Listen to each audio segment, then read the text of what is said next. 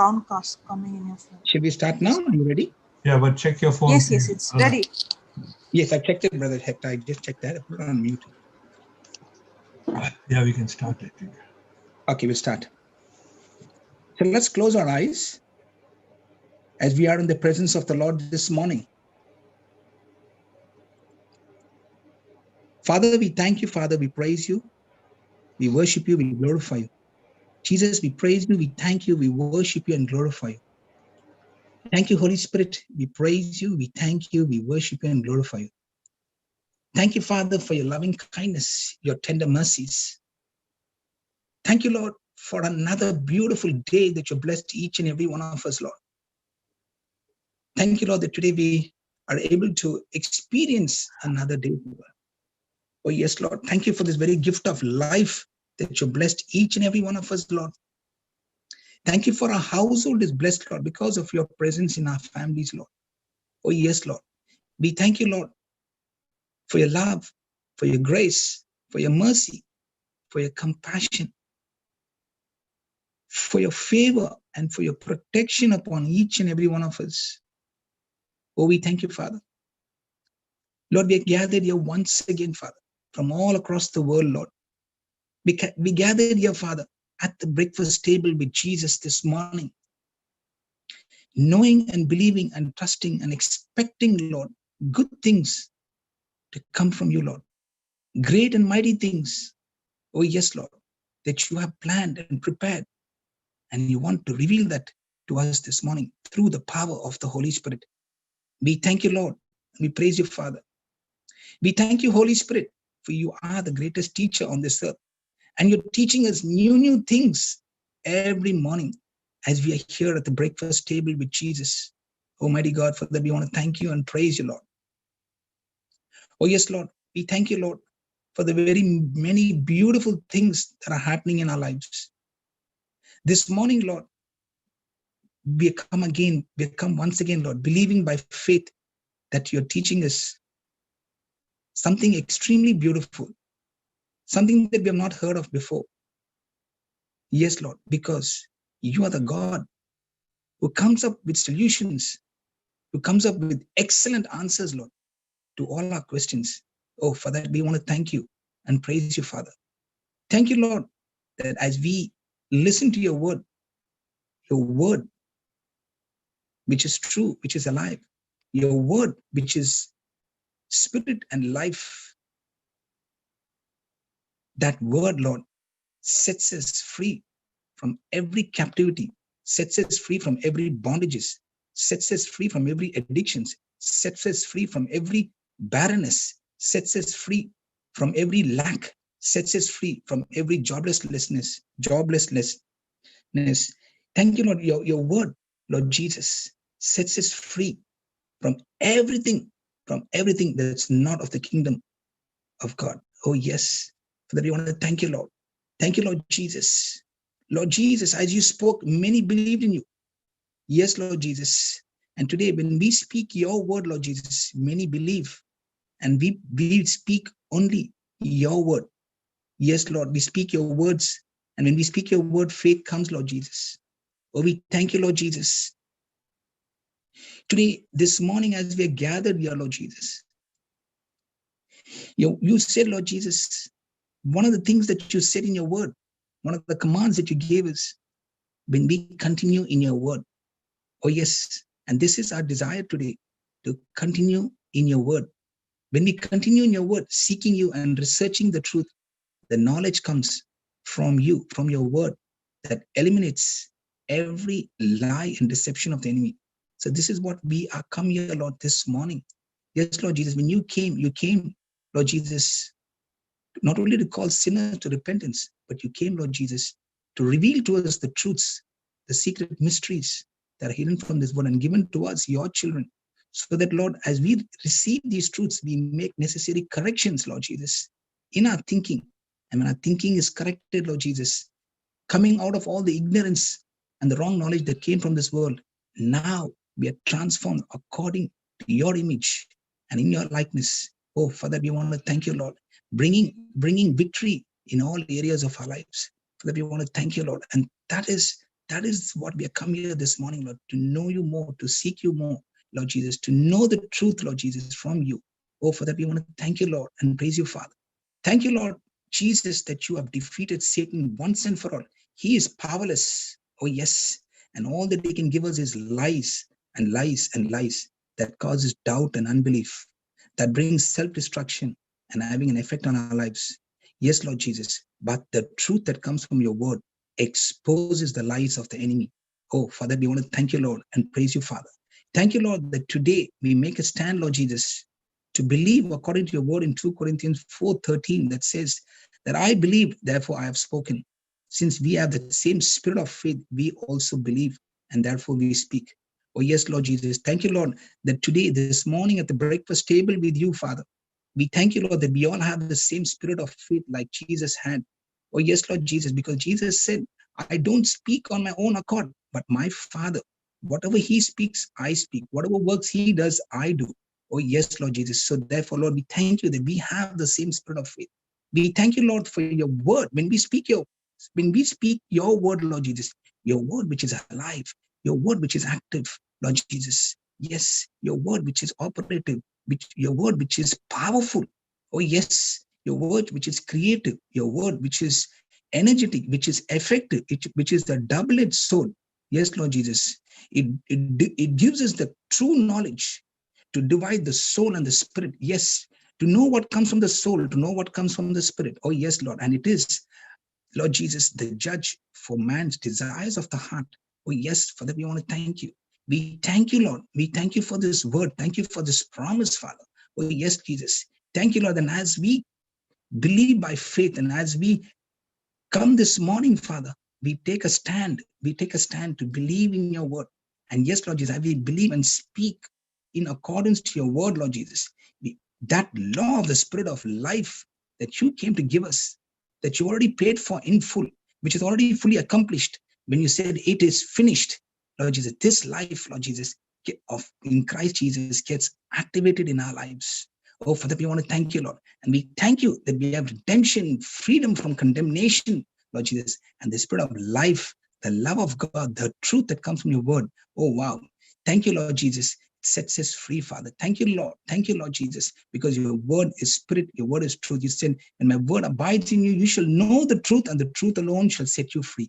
Oh, yes, Lord Jesus. Thank you, Lord, that as we come here at the breakfast table with Jesus, oh, yes, we are united with you, Lord. We are united with you, and we receive the God kind of faith, Lord Jesus. Thank you, Lord. Now that we are a new creation, we are sanctified by the word of God. Oh, the wisdom of God is formed within us, and we are the righteousness of God.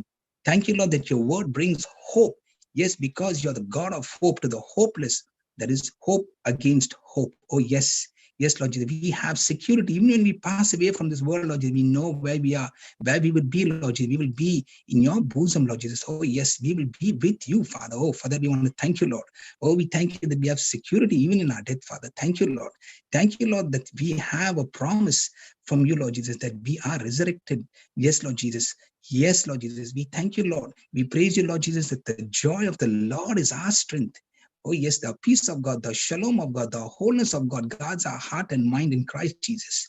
Things that are good and pure and perfect and lovely, only on these things shall be meditated upon. We shall not let any corrupt communication proceed out of our mouth, but that which is good for the hearer, that's which is good to edify the hearer. Only on these things we shall meditate upon, Lord. For that we want to thank you, Lord.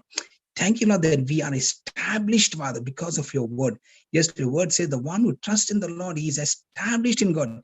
He cannot be moved. Oh, yes. We thank you, Lord. And there's always victory, Lord Jesus, because you're the God who gives us victory in Christ Jesus. A triumphant victory, Father. For that we want to thank you. Thank you, Lord, that today we receive the incorruptible seed. The word of God is creative power. We receive that incorruptible seed, Father, this morning that destroys every corruptible seed in our heart and in our mind, Father, in the name of Jesus. Thank you, Lord, that today we are under grace, no more under law, Father. For that we want to thank you. Thank you, Lord, that we are a new creation in Christ Jesus, and we walk in your love. We walk in your mercy. Oh, yes, we walk with the same compassion that you had for us, Lord Jesus. Oh, yes, Lord Jesus, for that we want to thank you and praise you, Father, that we are set free. We are blessed with every spiritual blessings, Father, and we thank you that you have given us the power, Lord Jesus, to believe in you. You've given us the power of faith that is in us. You've given us the power of love that is planted in our hearts, Lord Jesus, to bring, Lord Jesus, God kind of results in our lives. For that, we want to thank you, Lord.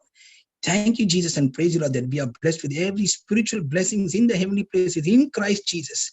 Oh, we thank you, Lord, and we thank you that we are always nearer to you, Lord. We're not far away now, strayed, like going away from you, but we are always close to you, Father. We walk with you because you are the true vine. We are your branches, Father.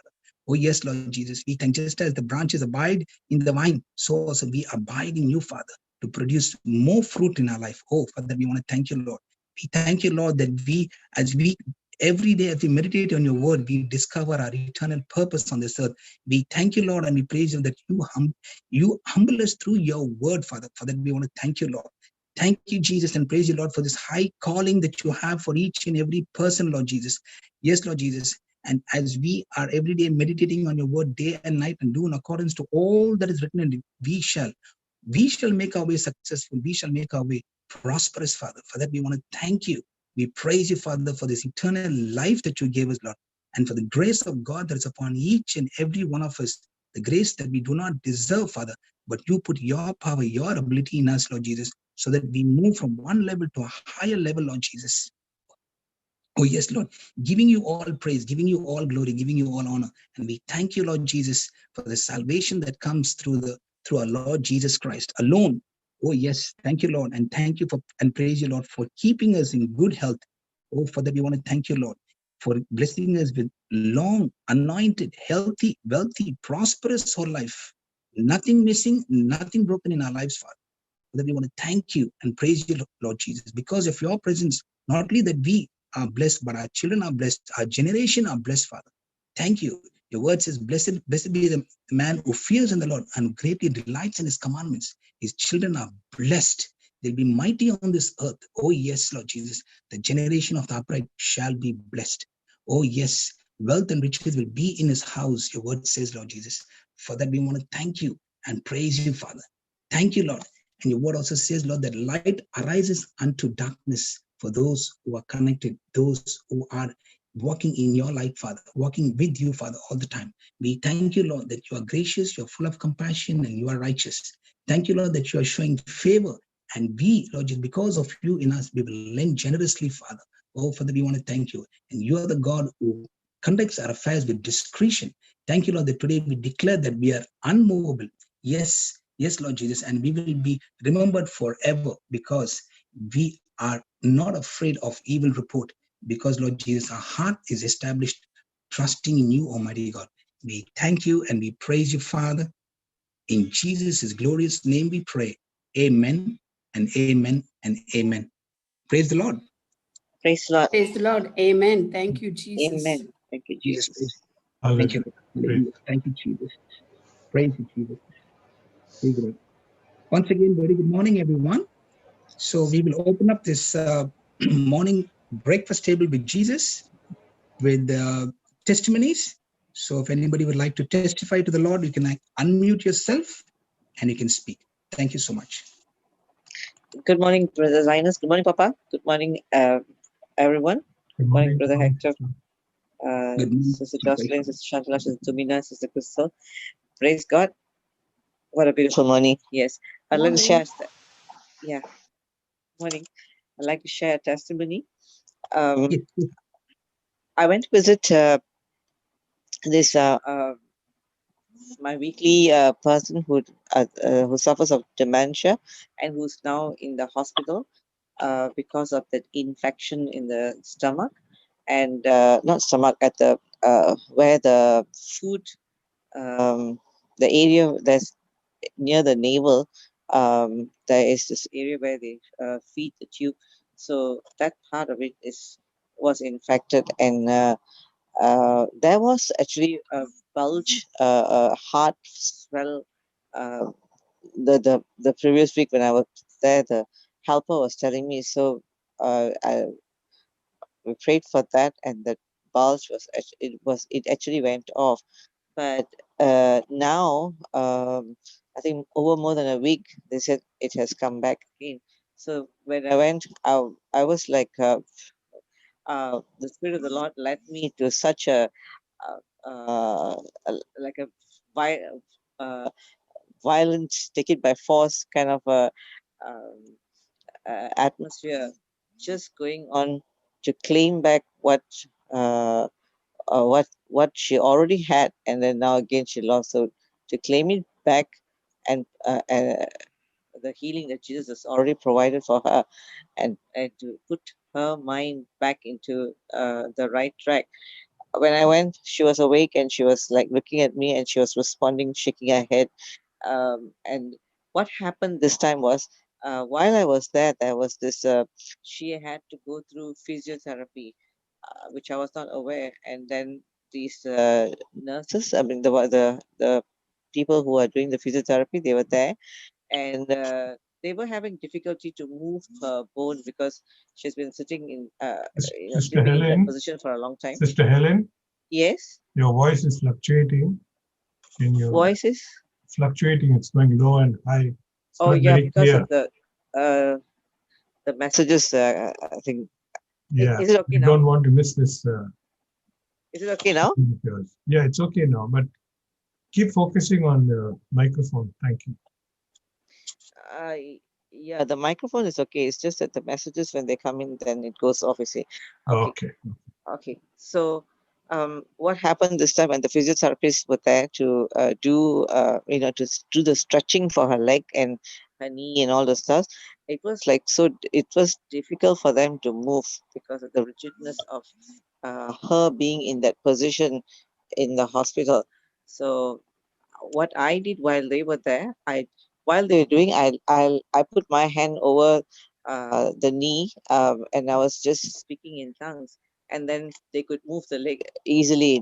They could just move it easily, and mind you, this was happening to all the body parts, that the hand and the leg and everything. So they were like, they were, of course, they were Muslims. I was not praying for them, so I did not bother about what I was doing so much, because I was speaking for her and helping her to. I was speaking for the stiffness to be released and to be normal. So as I spoke, and then they were, while they were moving, they said they were shocked to see something different that is happening, apart from the knowledge that they know of their, being Muslims, they're not exposed to these things. And since it was the hospital, and since I was only speaking for her, I was thanking God. I said, Holy Spirit, thank you so much. Today, these two other people who are there, who are not in the faith, are able to see something different in their life, some light shining in another person's life. And when we speak, everything moves. So praise God. I thank you, Jesus. In fact, they were enjoying the moment of being there because it was so easy for them. God made it so easy that she was able to, whatever that they were doing, um, the spoken language, the spoken words were actually uh, s- enabling the body to respond to the spoken word, and they were witnessing to it. So praise God, thank you, Jesus. And what happened after that was also great. After they had left, I went into speaking for her, all the body parts, and getting them to come back to, getting her thoughts also to be activated into the word. And as I was speaking, what happened was that, she always has this a lot of saliva coming from her mouth and all the stuff. All that stopped. She was able to control the mouth now. And I was like praising her, thank you, Jesus, this is awesome. Because though she was able to make some sound, but she was not able to control the movement of the mouth and all the stuff. So now she's able to control that, and there was nothing that was coming out.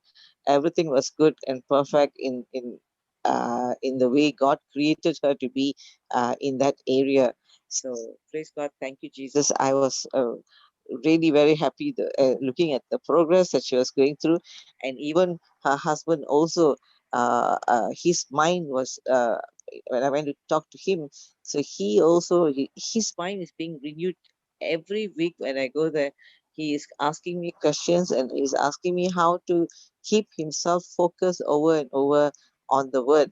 So I told him, I said, you have, when we spend time, and he has to spend time. So that is how we, our thoughts are on the word. When we put our thoughts on what Jesus is telling about uh, in the word, when we focus on that and not really just looking only on the result, then we start having a relationship.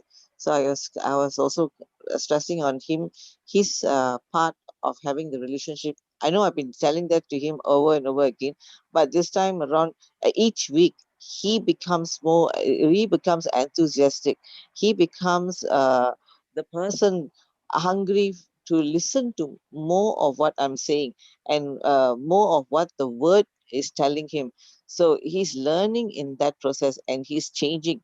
And then because of the many years, he's already 70, so he has already put in a lot of learning that was not necessary. Now he's unlearning and putting the word of God back into action in his life. So, in fact, even this last night, he sent a message to say that his daughter has been admitted in the hospital.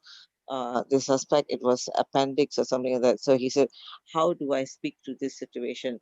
What can I? How can I help um, be fruitful in this situation?" So I gave him the word for that and the scripture as well. So.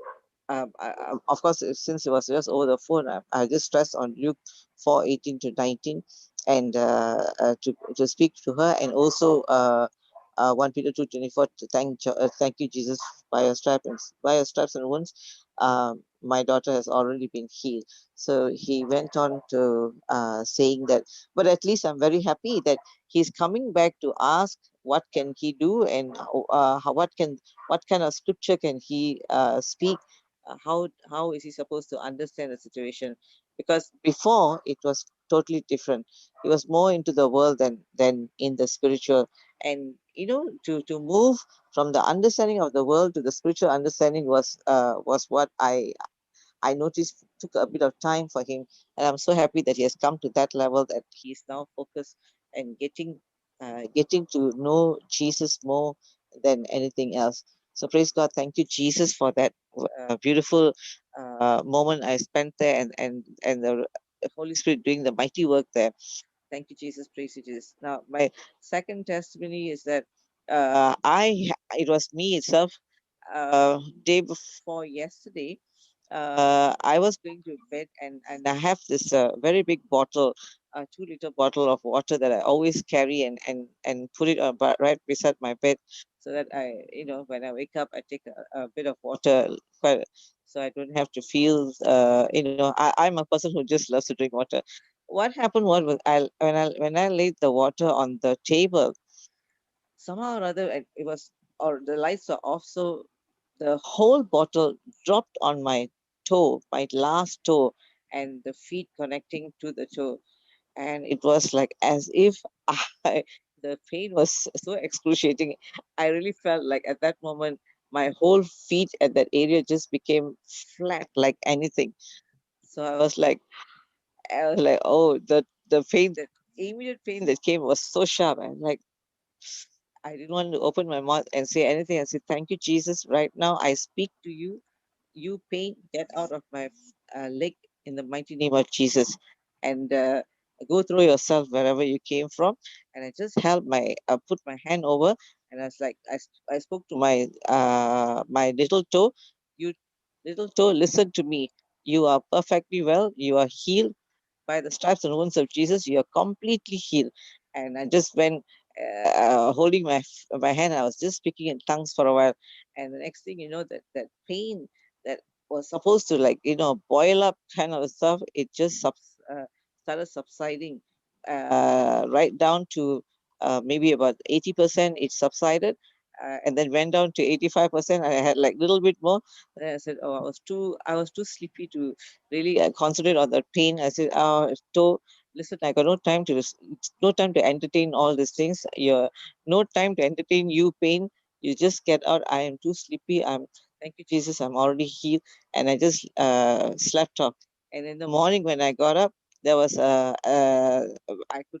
was a good feeling on the leg and slight, very slight when I stretched the toe. But over time, I mean, yesterday itself, just after, I think after a couple of hours of being awake, the swelling on the toe, everything subsided and nothing was there, no pain, nothing. So there was so there was something good because it was like you could say that that heavy weight would have done something, some kind of a difference, but not to the people, not to us when we understand how the word works and how we have to speak to the pain immediately. And it was beautiful. The healing took place instantaneously. So thank you, Jesus. Praise you, Jesus, for that. And the third one, I spent time yesterday with our darling sister Joan, who comes for prayer. She's the one who has this. She suffers of cancer, and today she's going to be admitted in the hospital. So I decided to go and be with her to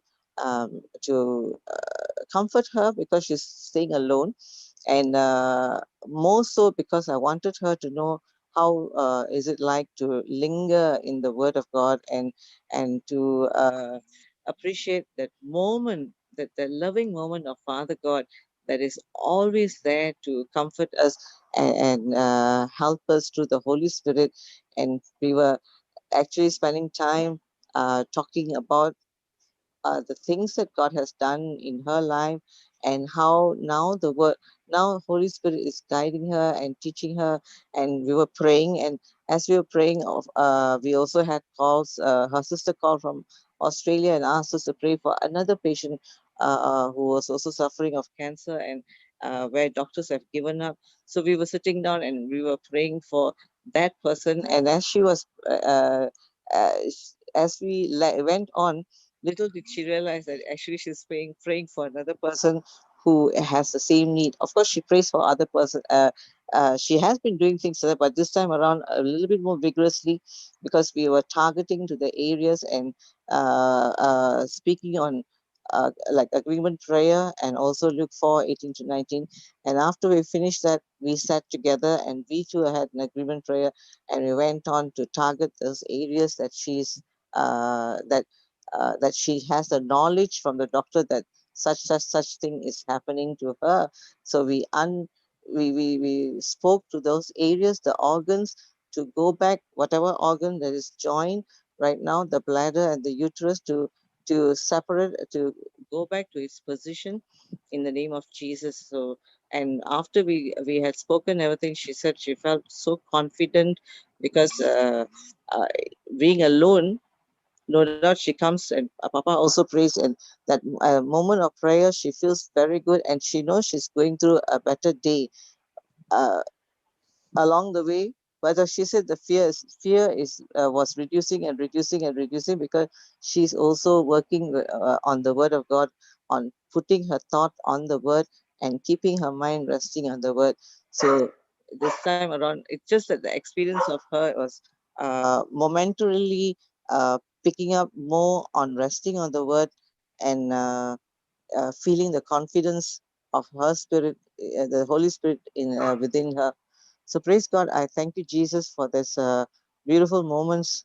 That God, that Jesus uh, takes place in the Holy Spirit, in revealing that she has already been healed, in putting the confidence to see, to allowing her to see that moment that she was already healed at the cross.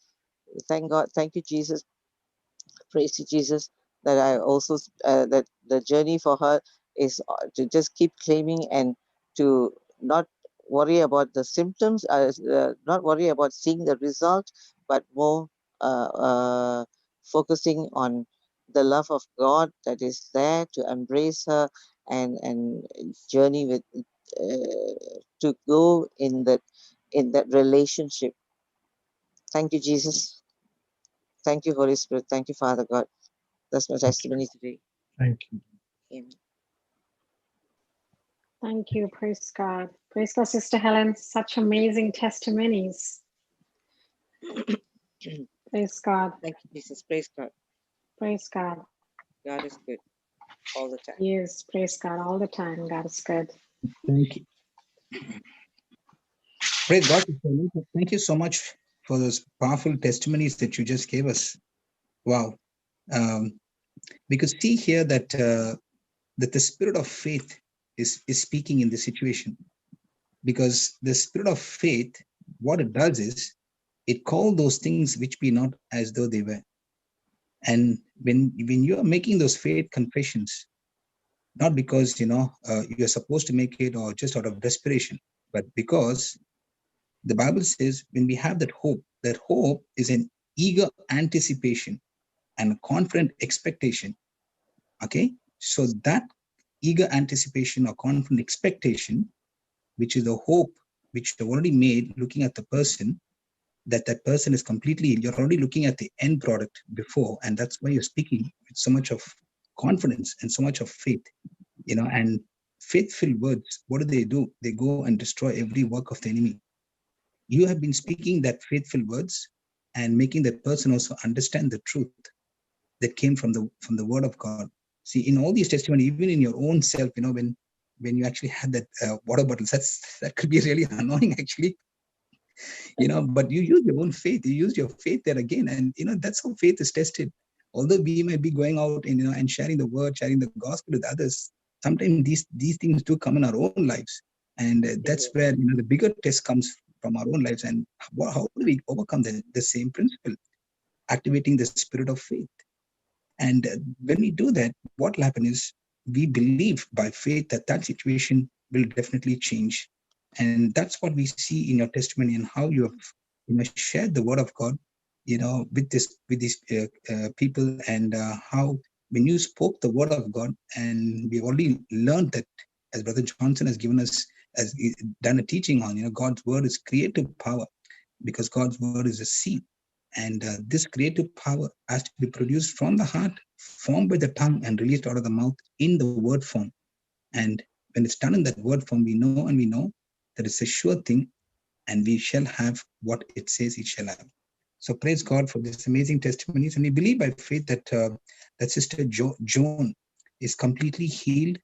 She has been set free from this sickness, from this illness, and her health is restored 100% in the name of Jesus. Praise God. Thank you, Jesus. Thank you. Thank you, Sister Helen, once again. Praise God. Praise God. Amen. Thank you, brother. Praise God. Praise God. So we move on to the next person, Sister Cheryl Fernandez. Praise God, sister. Very good morning, Sister Cheryl. You can unmute yourself.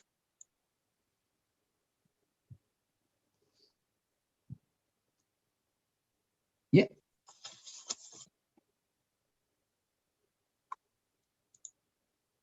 Can you hear us, Cheryl? Sister Cheryl, you can please unmute. Yes, can you hear me? Yes, we can hear you. It's loud and clear. Praise God. Good morning, Brother Johnson. Good morning, Brother Linus, Sister Marina, Shamini, Shantana, and Sister Helen. I've been hearing you all for a couple of weeks, and it's been a wonderful experience. Praise God. So my name is Cheryl. I'm from Brisbane, and I have this testimony. It's been a few months that Sister Leslie and Sister Laura had been asking me to join and listen to the preaching by Brother Johnson on agape love. I think this was from May. Yes. But every time I wanted to listen to the recording or join the group, I would always be distracted and end up watching short Hindi films or watch the Kapil Sharma's comedy show. Somehow I used to not get on to the recording. So this went on for months till one day, Brother Raj asked me to listen to Sister Mallory's testimony. That's when I prayed to the Holy Spirit and listened to the recording day after day. And then I mentioned it to Sister Leslie. And Sister Leslie told me how she would wake up every morning for the 5 o'clock session. And I kept thinking, why so early? Isn't her sleep getting disturbed? But as days passed, I began to join the Melbourne group for at least an hour before attending Mass, and even after attending Mass before going to work. I began to learn so much from the testimonies and from Brother Johnson's preaching. I also learned how to forgive. And when you are hurt by your near and dear ones, it's a very difficult situation. It's very difficult to forgive that person. But when you are operating in the Word of God and you operate in agape love, it makes it very easy. I kept reading scriptures, which was Matthew 6, verse 15. But if you do not forgive others their sins, your Father will not forgive you. And I realized that love conquers everything.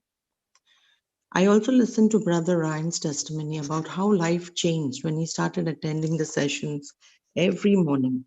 It touched my heart. And I began to actually wake up every day at about 5:15 to join the session without keeping an alarm. Last week on Saturday, it so happened that I had a lot of giddiness and had a fall. I bumped my head and I hurt my knee very badly. And it so happened that I was reading one of Sister Marina's write-ups on JCILM. So I happened to give her a call and I spoke to her about it. And she taught me how to focus on Jesus and not on the problem, not on the pain that I was going through. And I began to keep saying, in the name of Jesus, I'm healed. I kept saying it.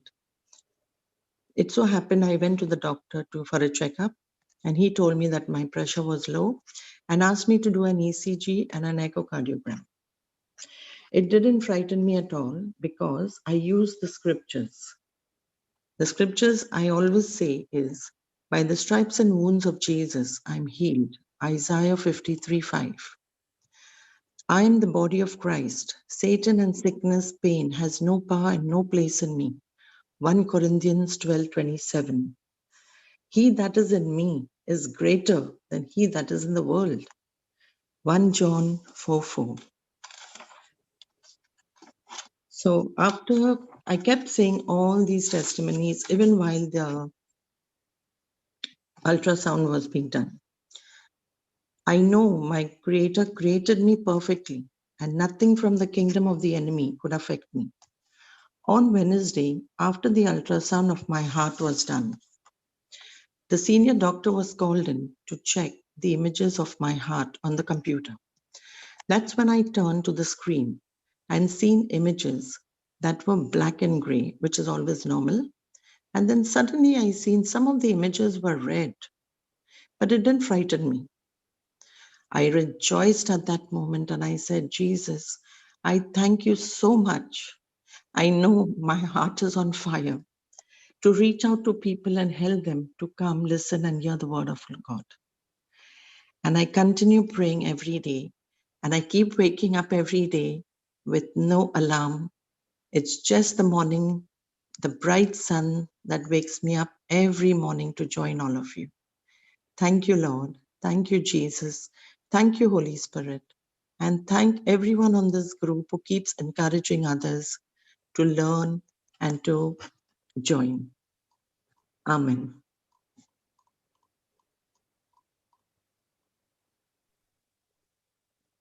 Praise God. Praise God. Praise God. Thank you, Sister Cheryl. Praise God. Thank you for coming up and giving us a testimony, and we praise and thank God. Just a quick question here. You know how you said you went to the doctor, and what you said you spoke the scripture promises. Now, what happened after you saw the report? What was your confession of faith after that? After the doctor gave you the report? Are you there? Hello.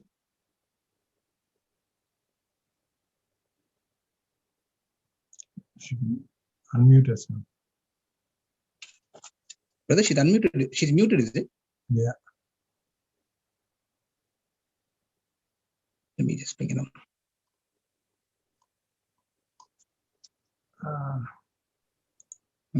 Sister, you can unmute yourself and speak.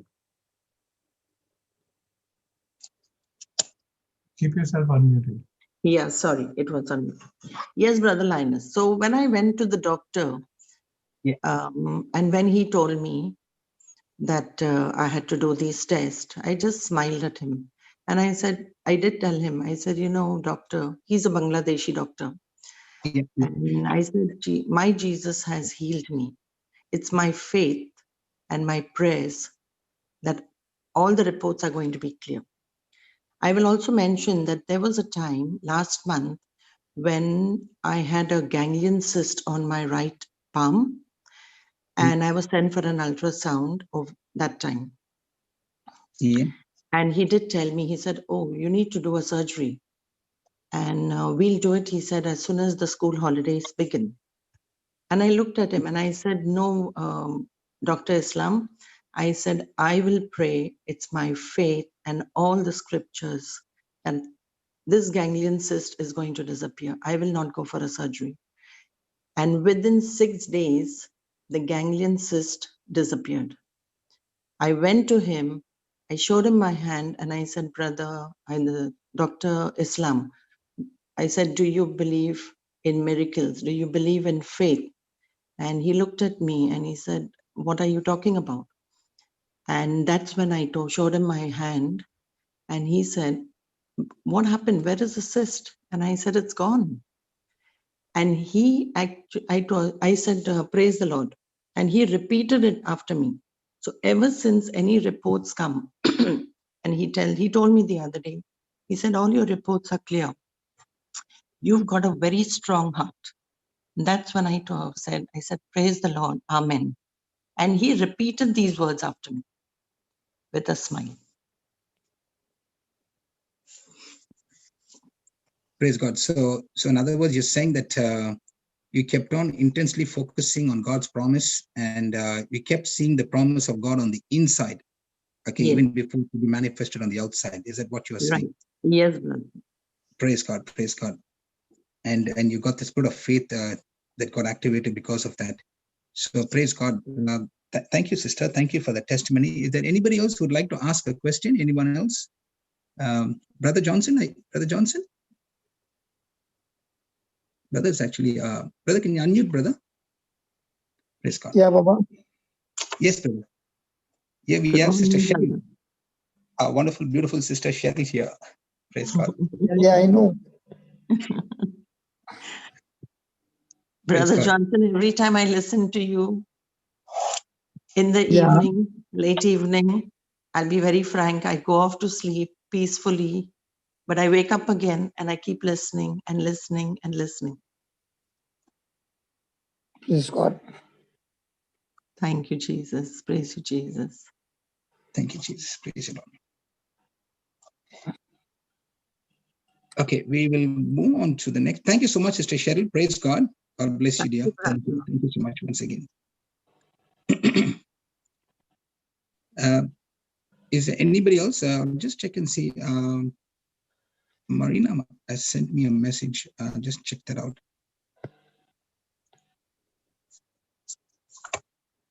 Okay. Yeah, I've got a testimony from Sister Marina. I have a testimony shared from my brother. He was out of a job for the past 5 months. And in this time, it was very difficult as he has his family to take care of. He would say novena, say a lot of prayers, attend mass in church. One day, I saw this prayer from another person's testimony, and I sent this to my brother last week on the 21st of October. By the beautiful grace and mercy of God, praise the Lord, he told me on the 30th of October, barely after 9 days, the good news that he got a job. Praise the Lord. Hallelujah, for he is good all the time. For God is good all the time. This is the prayer below. I believe all those who are unemployed, as they say this prayer, are also blessed with a job, just like my brother. 2 Corinthians 1, 3 and 4. The Spirit of the Lord is on my job. God's favor is on me. Lord Jesus Christ has already blessed me with my new job. Thank you, Jesus, for my new job. The below are the words my brothers sent to me.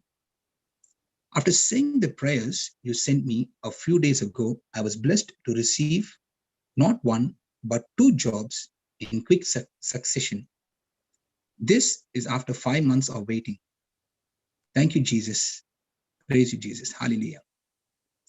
This testimony was sent to Sister Marina from Bangalore. Praise God. Thank you. Thank you to the person who has sent this testimony. Praise God. Thank you, Jesus. The next testimony says testimonies from Kuwait. Praise God. Here are 3 testimonies to glorify my Lord. The first testimony. My children's babysitter's friend's daughter, nurse, had no job since 1 year. She's an unbeliever. The babysitter told me to pray for her. So I sent her the job success prayer and Philippians 4:19 to confess daily and prayed for a job. Actually, the mother was saying they wanted to bribe and get the job in government. So I said it's not God's will.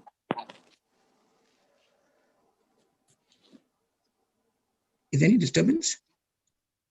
Okay. So I just said it's not God's will. Just to wait upon the Lord. Just during the lockdown, the daughter called for an interview in the government hospital and selected with accommodation to stay. Praise the Lord. Thank you so much for your mighty miracle upon this family. That's the first testimony that we received. The second testimony this person has sent is the same lady, my children's babysitter's friend, who's working in Kuwait, during lockdown had fever and allergic cough. So a madam told her to stay at home until she's called to work. For more than 5 days, she did not get a call, and she was worried and told me to pray.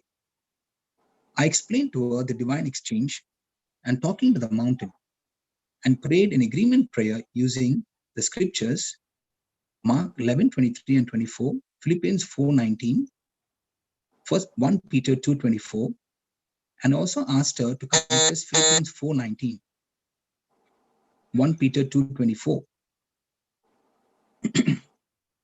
The Spirit of the Lord is upon my madam, and God's favor is upon me. Praise the Lord. In 2 days, she was called back to work. All glory to God. The third testimony from this person. The friend of my children's babysitter, whose nurse tested positive for COVID, and the babysitter asked me to pray. So I called and explained to her about the divine exchange, and how to pray over the mountain by rebuking it. I made an agreement prayer and asked her to confess the following scriptures: 1 Peter 2:24, Galatians 3:13 and 14, 1 Corinthians 12:27. I also sent her the preachings of Brother Johnson on how to kill the virus. Praise God, in 2 to 3 days' time, she was healed completely. All glory to God. Thank you and praise you, Jesus. Praise the Lord.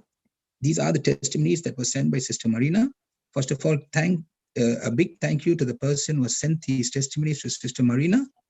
Thank you so much, sister, and thank you so much to the person who sent this testimony. And also thank you to Sister Marina for sending all these testimonies to us. And as we are listening to these testimonies, it is growing our faith and our confidence in the Lord Jesus Christ. So we thank you that we know that we serve a living God, and a God who's a God of miracles and who makes impossible things possible. So we thank you, Lord, and praise you, Father, for your word is alive and your word is active. Praise God. Thank you, Jesus. So is there anybody else who would like to share a testimony this morning? I'm here, Brother Linus. This is Carrie. Oh, sorry, Sister, praise God. I'm just closing my screens to get back to the to the Zoom. Okay, yes, sister, please go ahead. Well, these are, once again, I continue to have interactions from time to time with people on the street.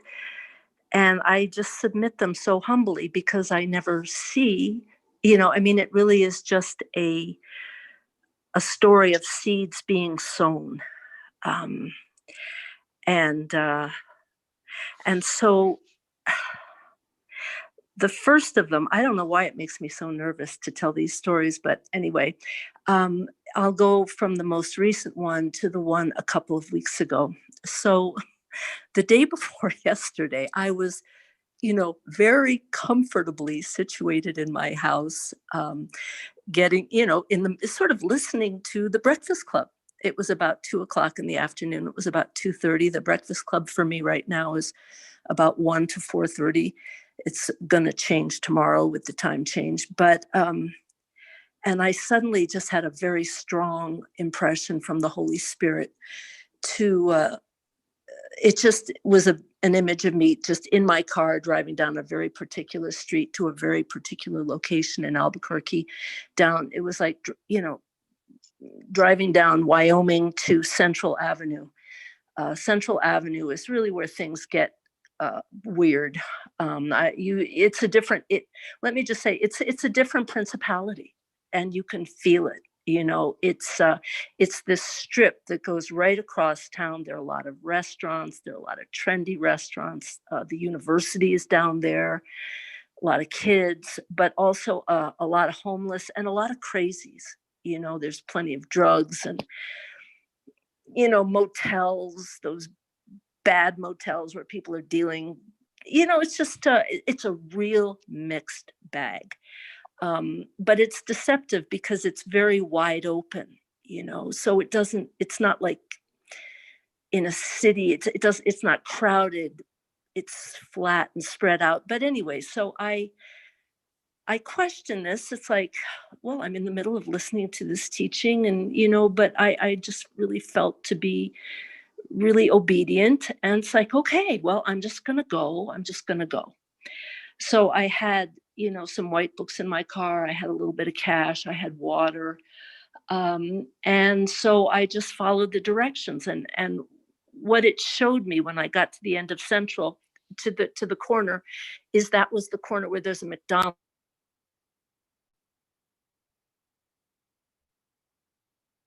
Sister, we can't hear you. Sorry. Sister Carrie, can you unmute yourself, please? Oh, okay. Letting Okay. people in causes this problem. Oh, Sorry. sorry. Oh, no problem. So when I got to the destination, I realized it was a McDonald's. But the parking lot of this McDonald's, I had never really seen anything like it. It really was a lot of homeless people. I mean, not like 100, but probably scattered around. There were maybe 15. There were a couple of people passed out on the sidewalk going in. I mean, this was clearly, I think, probably as the weather gets colder, it's a little bit of a spot, so people are hoping as people go through the drive-through, they'll buy a little bit of extra food. And so I got there and I'm looking around. I'm like, okay, Holy Spirit, well, now what? Now what? Because, there's always so many things to navigate in any given moment. That's all I can say. You're always dealing with a lot of different factors. So I said, well, okay, I'm not quite sure what's going on here. I'm just going to go through the drive-through. I'm going to buy a bag of, sausage McMuffins. I mean, I thought very guiltily about Kevin and Mallory and their beautiful, these beautiful meals and bags. I mean, I'm like, this is serious junk food, but it's food and it's kind of how I roll. This is not a glamorous operation here. So I'm in line and so I make my order and then they tell me, okay, just pull up to the corner of the building and wait. So I pull up to the corner of the building and I realized, okay, this is a moment where I get to sort of survey, I get to kind of try and scope out what the landscape is and how to proceed, because I don't personally feel comfortable just dealing with like 5 or 6 or 7 people at a time. And the dynamics are just, it's just strange and kind of edgy.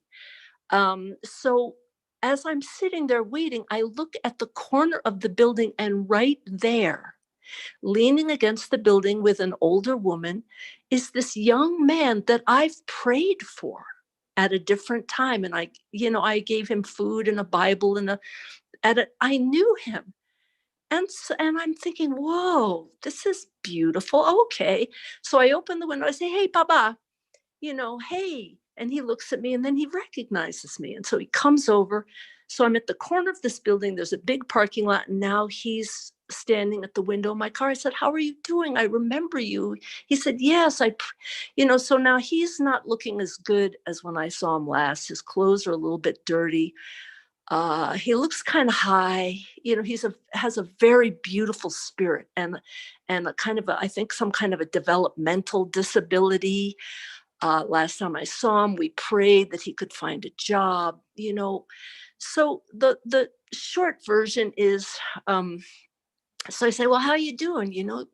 He said, oh, I'm okay. I said, well, how's the job? Anything with the job? He said, well, no, not really. I said, well, you look kind of high. Are you high today?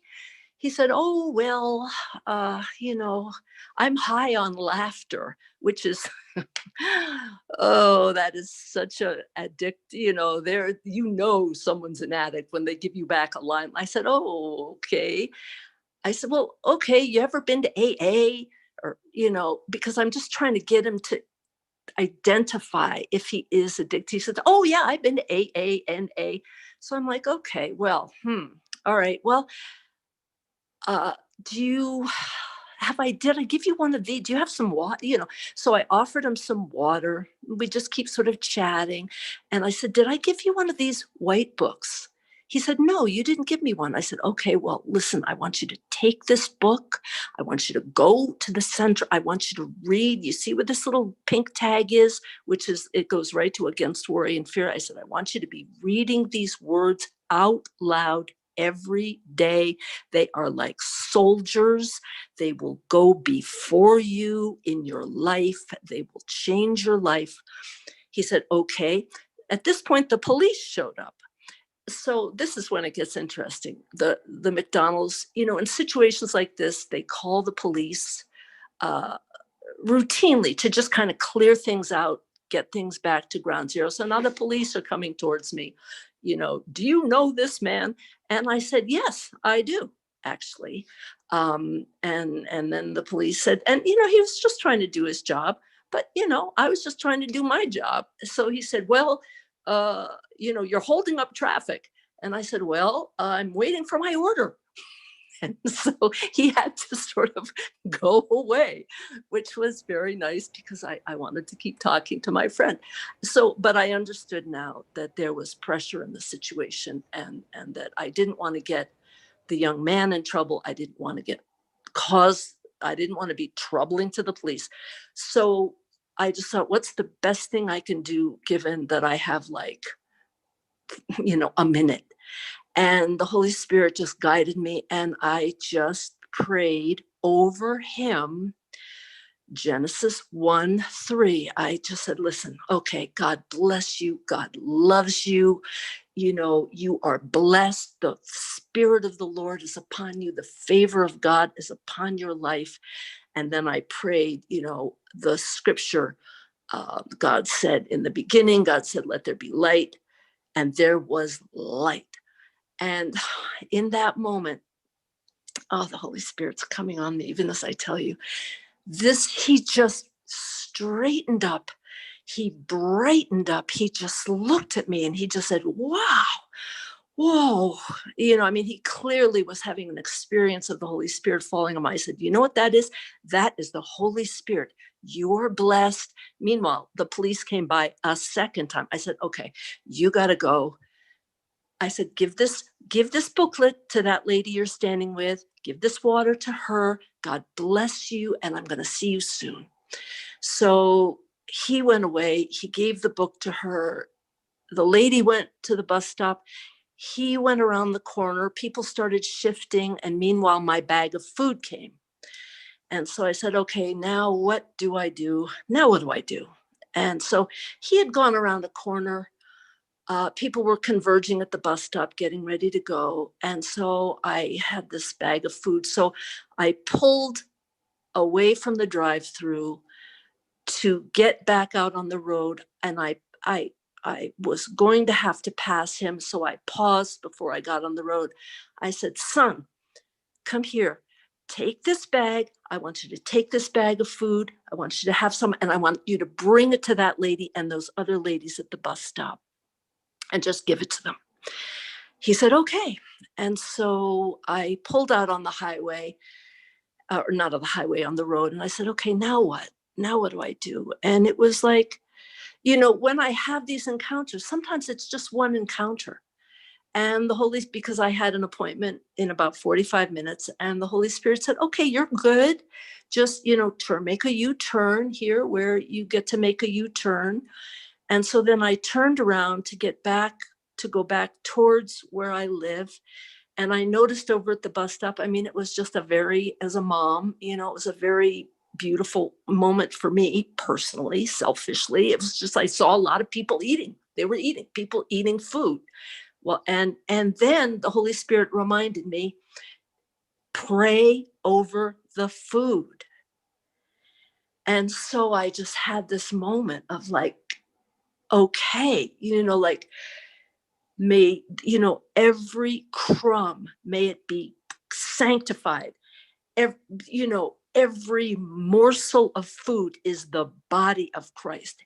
Every person in the vicinity of people eating that food is eating the body of Christ. And since there's some kind of liquid in it somewhere, we're going to make it the body and blood of Christ. And so I just drove away praying, and then the Spirit just led me to continue praying in tongues and just feeling like, okay, God, I think I just followed the directions and did what you told me to do. And every person in that vicinity is touched by the Lord. And now the Holy Spirit is moving through them and will continue on with whatever the Holy Spirit's plan is. So that is one testimony. The second testimony is very short. It involves the prodigal son, whom I spoke of about a month ago. And he's a young man that I have talked to and prayed over a couple of times. And I encountered him probably about 10 days ago. And I pulled up to a stoplight, and I gave him some water and I gave him a white book. And he was just complaining. He was just, well, they say that, there's this really nasty expression in America. Karma is, a bad word. He's talking about karma. Well, I don't never like anybody talking to me about karma. And I don't like people cussing actually either. And so I said, well, listen, just don't. His phone had just gotten stolen. And so he was just speaking, he was negatively prophesying over his life, again. And so I said, son, just watch your words. Take this book, read these words out loud, let them work for you. Jesus loves you. And then I had to go because the light changed. Well, I drive about a half a block, and the Holy Spirit's like, so he lost his phone. And I'm like, oh boy, because, the Holy Spirit knows that I have in the past, battled a poverty spirit of myself. And so I knew where, the Holy Spirit sometimes I feel like is one of those very wise parents with me. It sort of drops a suggestion and then it gets really quiet and lets me thrash it out. And so I'm like, okay, I see where this is going, God. And I'm knowing you're wanting me to stretch myself and to deal with my fear about my own having enough. And I'm not going to drag this out. I'm just going to turn my car around. I'm going to go to Walmart. I mean, I just saw a picture in my mind of like, get him a flip phone, get him a phone that you can just, put money in, get him a card phone. And that's exactly what I did.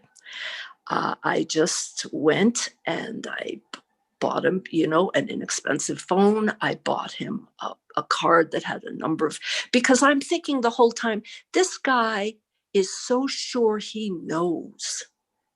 He's so sure he knows how life is, and he keeps repeating it to himself. And what if someone just interferes? Wonder if the presence of God comes into that and interrupts his negativity. The very short version is that by the time I got back to him, he wasn't there. And I thought, okay, that's okay. I have this phone. It's in the back seat of my car.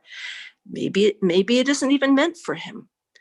Well, so I drove around a couple of days. I didn't see him. He's right in the center of where I, go buy my own food. No person. And I thought, well, this phone, the Holy Spirit might tell me this phone might be meant for somebody completely different on the other side of town. I'm just going to keep it here. And the short version of this is that about 4 days later, there he was.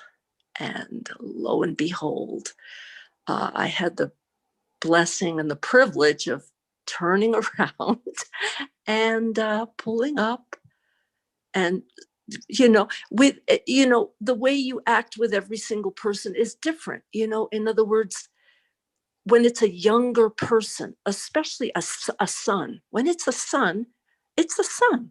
And you speak to a son in a bunch of different ways, especially if you're an Irish American mother. Sometimes it's very gentle, sometimes it's very brisk. And so there he was. And I said, so were you the one? Did you ever find your phone? He said, no. And he was ready to start complaining. I said, well, listen, I want to tell you something. This is Jesus. This is Jesus talking to you about your life. Here you go. And I just handed him a bag, the phone. There was even a cheap pair of scissors in there to help him like undo all of it. It was all tied up in American plastic. I said, this is for you. And now you must promise to stop speaking negatively in the name of Jesus. And he was just flabbergasted. He was just, his heart was touched, and once again, the light changed and I drove away. It was a seed. I blessed it. I blessed him, drove away. The third and most not haunting, this testimony, this man was so amazing. It was as if I was being ministered to by somehow the presence of God in the worst kind of trouble. I want to say something. For me, there's situations where you're ministering to people younger than you, and that's really the easiest. And then there's ministering to women my age, and that's,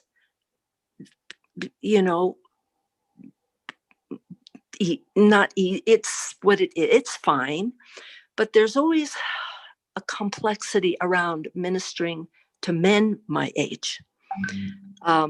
And sometimes it's, you just want to keep it real short and sweet, because they might think that they should be marrying you, or they might get a different idea in their head, or they might, there's a whole other door that can open that you just don't want it to open, so that's the thing about being by myself as I do these things. And so I was pulling off a highway, and I could see from a distance, oh, there's somebody, panhandling. There's somebody on the corner where the light is. So this is good. This is an opportunity. So I look in my car, and it's a day when I have some sandwiches and I have water and I have white books. And so it's like, okay, this is good. So, and the light is with me, because it's really hard when you're getting off a highway and it's a green light and then to stop. So it just so happens the light is with me and I can see that. So I pull up and it's a red light. And at the corner is a man, and he's about my age, maybe a little bit younger. And he is in a wheelchair, and he has lost his legs. He has no legs. And there he is on a corner, taking care of his business, basically. I'm not the bravest person when it comes to that's physical disabilities. You can, like when my kids were little and they were getting ready to lose a tooth, I'd say, like, go see your dad, go see dad. I mean, horror stories in a person's life, in their heart, in their history. Sometimes I just do better with that, actually. So I'm just a little bit, I'm impressed. Let's just put it that way. I'm like, wow, life has dealt you some blows here. So I'm like, how are you doing? Now what is so remarkable about this man? I'd say maybe he's a couple of years younger. Maybe he's like 62. He's slender. He's got a nice face. He's maybe, he's New Mexican. Maybe he's part Mexican, part Caucasian.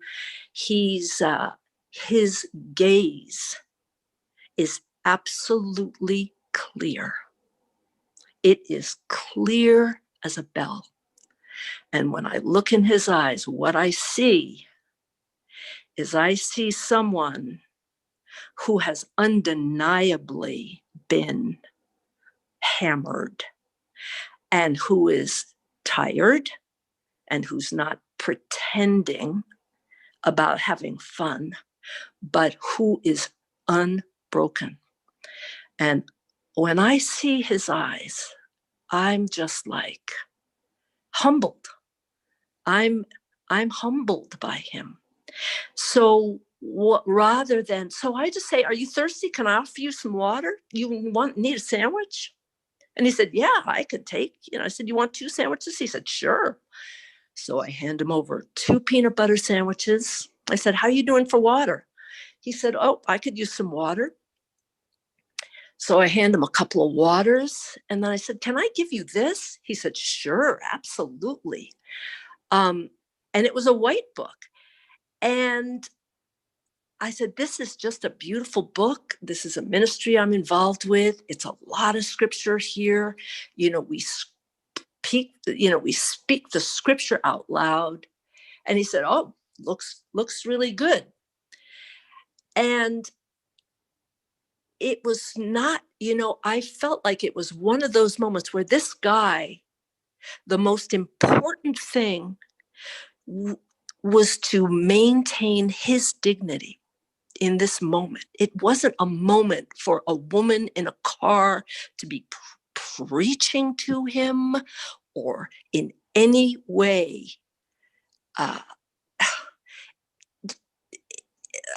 increasing the imbalance of the situation. I just felt like just stay normal and respectful. So he had everything that I had to give him in the physical. I also gave him threw in a little bit of money without even. And so there was just this pause. And I said, well, sir, this is just what happens when your kids leave home. You just drive around and you're trying to get into everybody's business. And he said, well, God bless you I'm glad you got into my business. And I said, well, sir, you're the blessing. You're the blessing. You're blessing me. And the biggest testimonial of this encounter was the fact that right then and there, he had already had his nose into the white book. You know, it's like he couldn't wait to get into it. And I thought to myself, this is why his gaze is so clear in the middle of everything that life has served up to him, because he's still learning. He's open. He's ready. There was no trace of self-pity. There was no resentment, no whining, no nothing, you know, just a kind of clarity where he already knew God. And I could see it. I knew that. He let me know. But this was more God for him. And so those are my testimonies. I just drove away and just prayed and just blessed the seed and just, that's all. That's what I got. Oh, wow, wow. Wow. Amazing, Sister Carrie. Amen. Amen. You've taken us on. It was like an adventure for you. The way you have explained it, it's so beautiful. I was visualizing everything while you were talking. You know, my imaginations went into play, and wow, very powerful. God bless you. Thank you. I don't know how to do it any other way. You know, I don't know how to not tell You just you. did it. Yes. Yeah. You did it in the right way, possibly because you were being guided by the Holy Spirit. Yes. I think so. Thank you. Praise God. Brother Linus, you can take over. God bless you. Praise God. Praise God. Yes, as you said rightly, yes, Sister Carrie, yes, it's an amazing journey that we can see that you're going through at the moment, and your willingness to leave your house and go out, and having the Holy Spirit, talking to the Holy Spirit, and asking Him for His guidance. Lord, I don't know where I'm going, what I'm going to do, but I depend on You. And Yes. this is what your love connection with the Lord. Because we see in 2 Corinthians 5:17, it says, therefore, if any man be in Christ, he is a new creature. All Oh my things are goodness. behold, all things have become new. So the love of God in your heart has so much power that can flow into even the hardest hearts that you come across, and destroy. And this love of God goes out there and destroys every hate, and it will just melt like wax.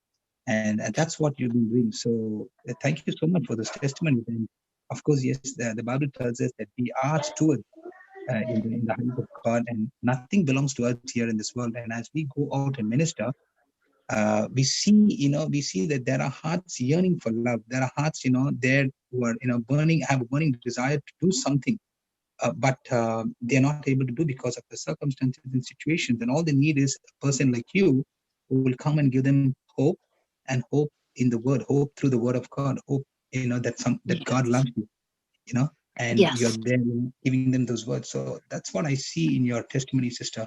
Praise God.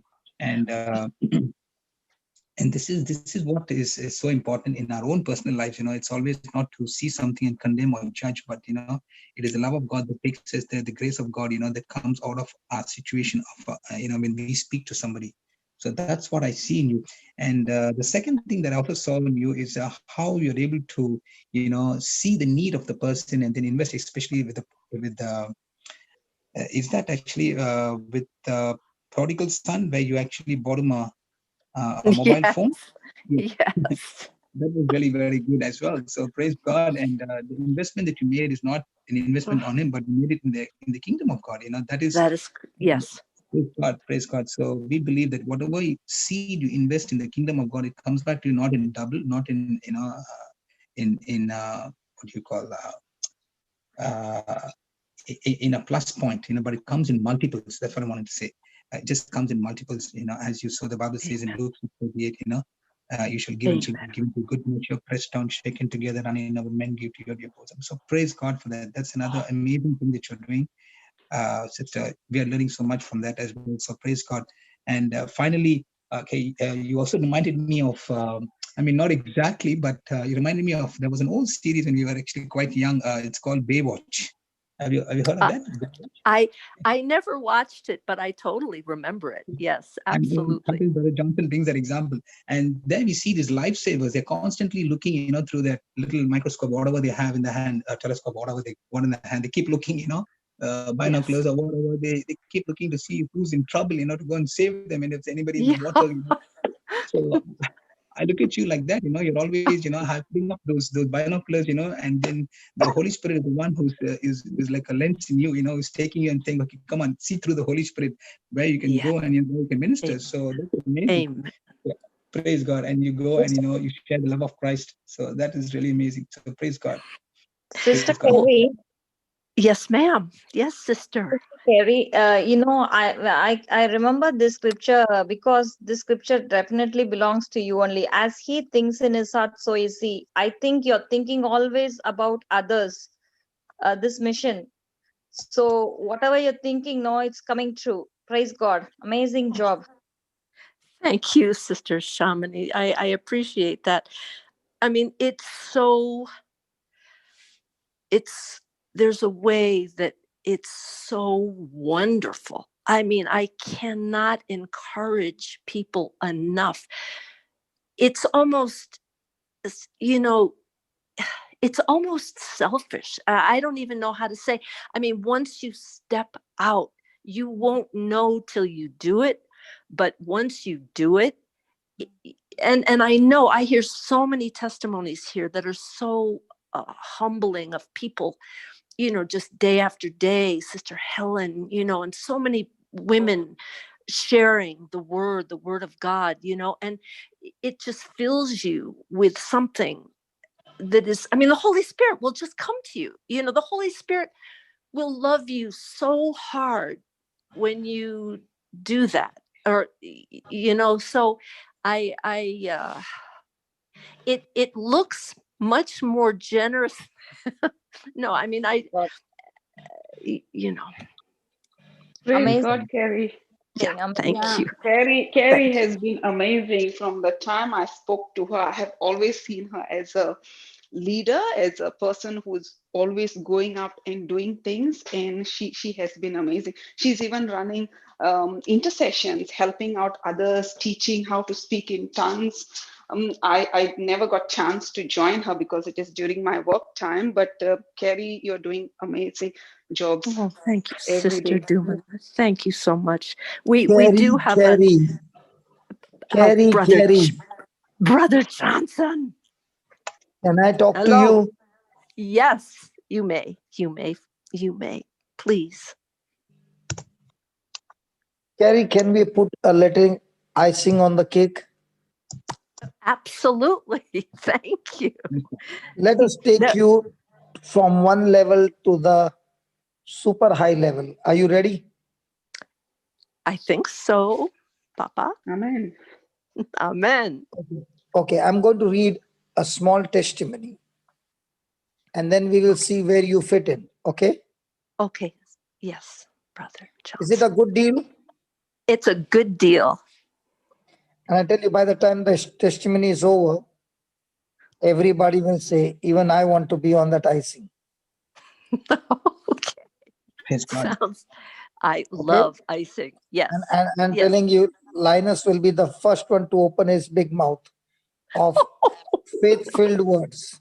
Praise God. The big mouth can be of the world's words, and the big mouth can be of the faith-filled words. What do you say, Linus? Yes, brother, Linus? agreed. Yes, agreed, brother. Praise God. Okay. Thank you. A simple little luncheon can change your life. And it can change your thinking about the way to do things. We were in a restaurant in a very small town where you might not expect outstanding things to happen. A gentleman came in and sat down at a table. I still don't know who he is or where he came from, nor who he came with, because there were several of us there and he had to leave. Before he left, he made an interesting statement. He said, Carrie, I'll put your name open. I know how much you have always loved winning people to Jesus.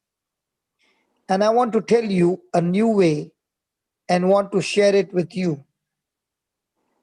We are always interested in learning new ways to win people to Jesus, because that's the burning desire of our hearts at all times. He said, as soon as the waitress gets to the table, I will say to her, there are two kinds of waitresses, those who are saved and those who are about to be. Which are you? I was fascinated at the question. Wow. Because it does not give you an out. I instantly recognized it was a win-win situation and there was no way you could lose. They are either saved or the only other answer they can give you is, I'm about to be. I'm always an eager person to try new ways. So I said, let me try it on the waitress. Don't you do it, let me. When the waitress came up, I asked her the question, which has now become so familiar with us at all times. There are two kinds of beautiful waitress who works in this restaurant. Those who are saved and those who are about to be. Which are you? I did not expect the type of reply we got at all, so it was a total and complete shock. She simply started crying and said, I guess I'm the last one. God's Holy Spirit beat me to her, and he had her completely prepared and hungry. I was holding her hand and I did not let it go. So I said, wonderful. Repeat this after me. And I said, Father, forgive my sins. Jesus, come into my heart and make me the kind of person you want me to be. Thank you for saving me today. She repeated the prayer and once again burst into tears. I asked her, where is Jesus right now? She said, in my heart. She was so affected by our conversation that she had to go into the kitchen for about 10 minutes and cry before she could come back and wait on us. It was really a glorious experience and it taught us something. It is so easy to win people to Jesus in this very simple way. This started us training a lot of other people to exactly do the same thing with incredible results. Every church wants revival. And yet, if we want revival, we have to put our faith into action and go out and do something. We believe with our hearts and soul. If the body of Christ in every church in the world could get the idea of going out and saying, there are two kinds of to everybody, they would have a worldwide revival so fast, because revival is getting the body of Christ turned on and really revived up to talk about Jesus. There is nothing that will send your spirit soaring more than to win somebody to Jesus. In a church the other day, we were encouraging everybody to go out and say, there are two kinds of people.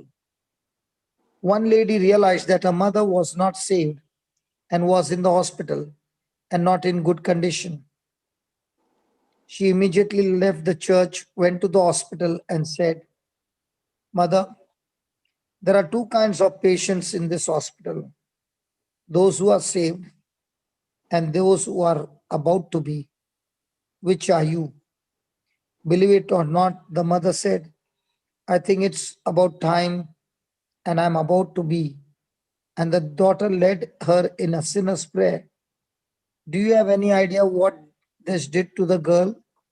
When her own mother repeated the sinner's prayer, remember, you cannot lose.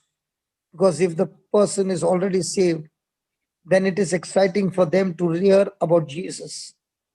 If they are not saved, then you have the opportunity to bring them right into the kingdom of God. That is the delight of Jesus, because that was his sole purpose in coming to earth. He gave us an assignment and responsibility. When we do it, we are mightily blessed, and so is Jesus. I want to challenge you to use your imagination in whatever situation you find yourself. Look at some of these examples and go out and do likewise. What do you think, Carrie? I think that is amazing. I think that is so, you're right. That is going to the next level. I mean, that is just anybody can do that. And it's, as you can tell, as anybody can tell, I love language and I respect language. And so and I was in sales. That's the other thing. I mean, I sold cars for a couple of years. I can talk to anybody, which is why evangelizing in any way it's just natural to me. But when you can pin somebody into a corner like that with language so easily, 2 questions, Papa, it's amazing. It's wonderful. But the thing is, so, I was in other ministries at different points, and they send you out with these cards, and you're in parking lots and you're going through this whole long thing about believing that, I mean, so you can bring somebody to Jesus with so few words. Yes. And that's right. I mean, that's the thing that's, sometimes when you're trying to bring somebody to Jesus, their heart is ready, like that waitress who just started crying. Their heart is ready, but then you're trying to, now, do you believe that he went up to, he was crucified, then he went to hell, then he went to heaven, then he did this, sometimes I have found that, I mean, people just, they don't even know it's too much for them in that one moment. Oh, so that's so, thank you so, just Jesus come into my heart and forgive me of all my sins and be the Lord of my life. Oh boy. Oh, just 3 lines. Just 3 lines. And you get that person born again. Oh my goodness. And after that, once they are born again, the Spirit of God gives them the hunger for the word. Yes. What do you think? I believe that. I believe in that. I think that's, so Carrie. You got icing on the cake now. Amen. Thank you so can there be people working in the office saying, there are 2 kinds of people who are working here in this office. Yes. Some that are saved and some that are going to be saved.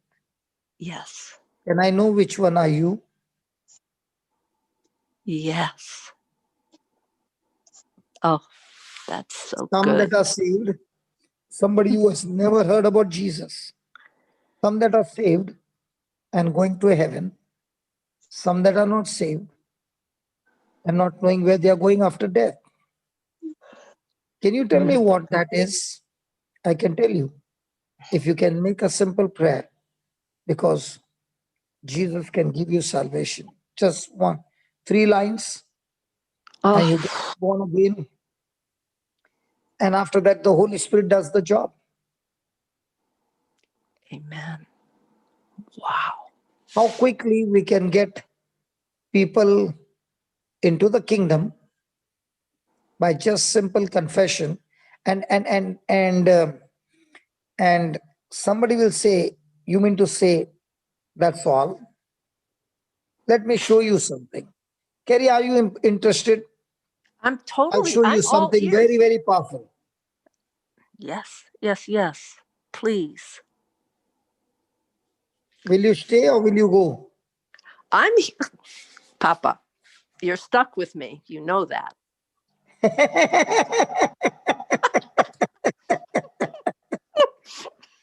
Praise God. Give me Psalm 91, please. Somebody. Yes, Sister Shantala is there. Praise God. Thank you, Jesus.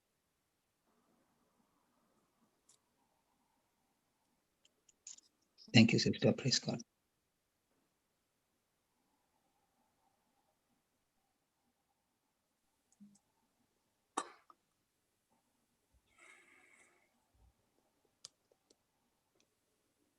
Carrie, can you read the verse 1? Yes. He that dwelleth in the secret place of the Most High shall abide under the shadow of the Almighty. So there is a secret place of the Most High God. Yes. There is a place so close that you can be under the shadow of the Almighty. Yes. How can a person get to that place?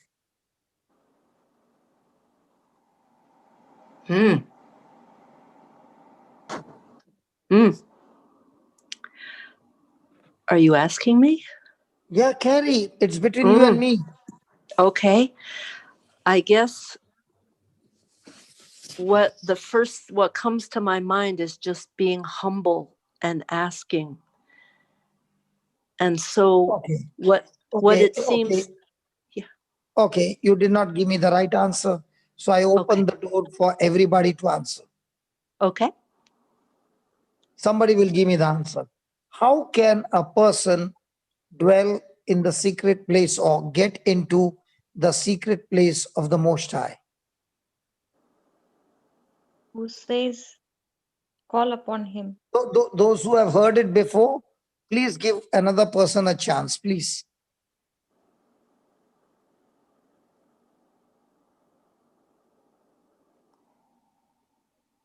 Can you put Ryan? He wants to answer that.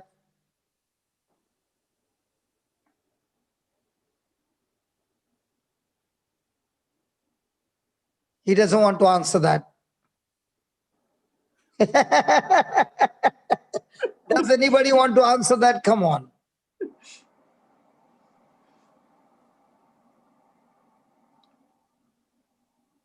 I think they're on chat. Text messages coming, and not one of them have given me the right answer.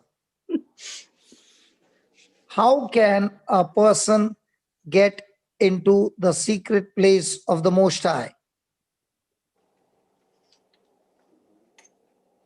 Come on, somebody. Shilpa, you're wrong.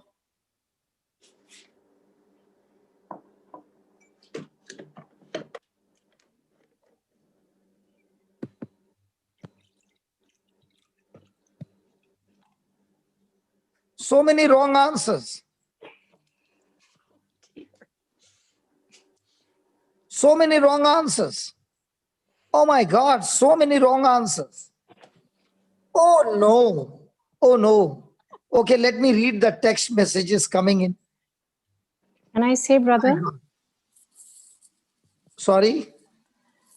By fixing your eyes completely. I've heard it before. Just hold on. I'll give you a chance. Okay. Praise God. 1 minute. Let me read the answers. Where is the answer? From the Holy Spirit, sorry. Who call upon him, sorry. Hearing and hearing the word, sorry. I answered prayer, sorry. Now it means the one whom God will protect is someone who actively lives a godly life, sorry. Faith, sorry. By speaking to God, sorry. By believing, sorry. Praise and worship, sorry. Confessing the word, sorry. By spending time with Jesus, sorry. By sowing the seed, no. In Christ Jesus, no. Died of the word of God, no. By speaking the word of God, no. Agape love, no. Having a relationship with God, no. When you dwell in the Most High, no. Focusing on Jesus, no. It is by speaking and meditating on God's word. Papa. By confessing. By repenting? Repenting, Huh? is that it? Sorry? Is it through repentance? No. Asking for forgiveness? Come on, Carrie. The answer is in verse 2. Oh boy. Amen. Okay. Amen. Thank you, Jesus. The answer is in verse 2. Saying, by declaring. By saying. So how does a person get into the secret place of the Most High? Simple. Saying. By opening his mouth and speaking. I've been saying again and again and again and again. Words connect you to the spiritual world. Wow. Amen. Amen. So the moment you are talking to somebody and asking, are you saved or are you going to be saved? And he's going to respond to you. Now, all that you have to make that person speak words to Jesus, and that declaration will take him to the secret place. Oh my goodness. Oh, Lord. That's amazing. That is amazing. Can you see the verse 3? Surely he will deliver me from the snare of the fowler. That cannot take place unless the person opens his mouth and speaks. Nothing happens until the man says something. Yes. So when you are meeting the person and you're speaking all other words and you don't speak words of Jesus Christ is my Lord. Jesus, come into my heart, forgive me of all my sins, and be the Lord of my life. Now here in Psalm 91, when you say to the Lord, you are my refuge, you are my fortress, you are my God, in you I trust. These 4 things, by the time he says, he has already entered into the secret place. He is under the shadow of the Almighty. Now, when the person in Psalm 91 said these 4 things, and after that he shut the mouth, everything in the Psalms 91 got activated on his behalf. The pestilence could not come, the destruction could not come. He was covered with feathers. He was under the wings of the Lord. There was no fear by night. There was no destruction by noonday. 1,000 fell beside him, 10,000 all around him. Everything he saw happening, the angels came and protected him. The whole psalm got activated the moment he did verse number 2. Amen. Wow. Jesus. Amen. Can you see the whole psalm worked on verse number 2? Oh my goodness. So the Lord is teaching us that the whole spiritual world works when you make a person open his mouth and speak words out of his own mouth. And the moment the person says that Jesus, you are my refuge, you are my fortress, you are my God, in you I trust, the whole of Psalm 91 begins to get activated and starts working on your behalf. Oh my God. Tell us more about the fortress, brother. Sorry? Tell us more about the fortress. The fortress is when you are like Jericho. It was a fortress. The walls nobody could penetrate. And all the others are the attacks. Sorry? All the other things that are there from verse 3 onwards are the attacks against the fortress where you are secretly protected, refuge. In other words, I would say like a mother hen who lifts the wings and the chicks get inside. Okay? It is not the mother hen who runs after the chicks, but the chicks run into the mother hen's wings. Protection. So in the same way, when a man opens his mouth and speaks the word, that speaking the word lifts the wings of God, and now Satan cannot touch you. Amen. Hallelujah. Amen. Amen. So even when you ask me about the fortress, if you see, Jericho was guarded by huge walls, and nothing could penetrate the city of Jericho. And God told them to take 7 rounds, 7 days, single round, and nobody will speak to each other. The reason God said nobody speaks to each other is because when words are spoken of fear, the miracle is stopped. So he told them nobody will speak to one another for all the 7 days. And on the 7th day, they will take 7 rounds. And on the 7th round, they will give high praises to God.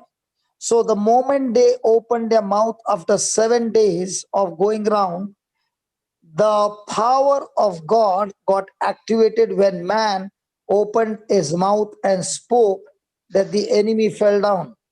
So every time man opens his mouth and speaks the word of faith, he has entered into the protection of God. He is covered under the wings of God, and now he can see the enemy, but the enemy cannot shoot him or touch him because he is under the wings of God. Mm. And now the whole psalm starts operating because it was the man who opened his mouth and declared that God is his refuge. He is his fortress. He is his God, and in him he trusts.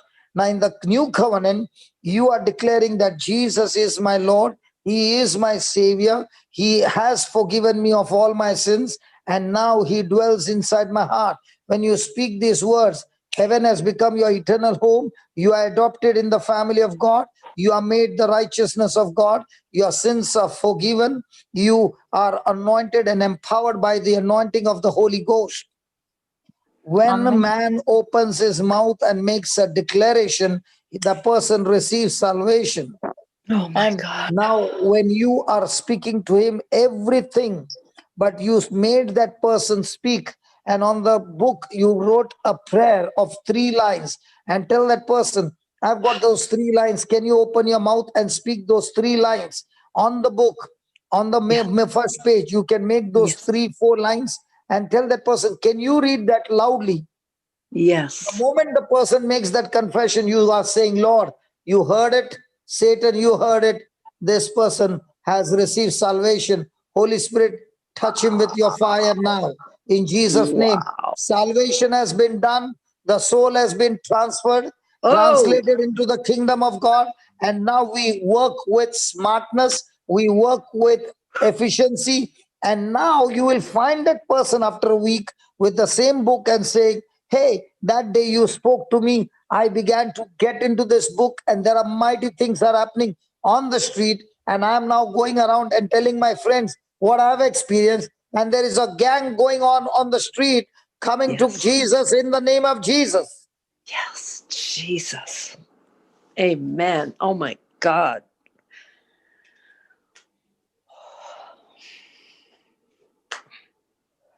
Kerry. Oh.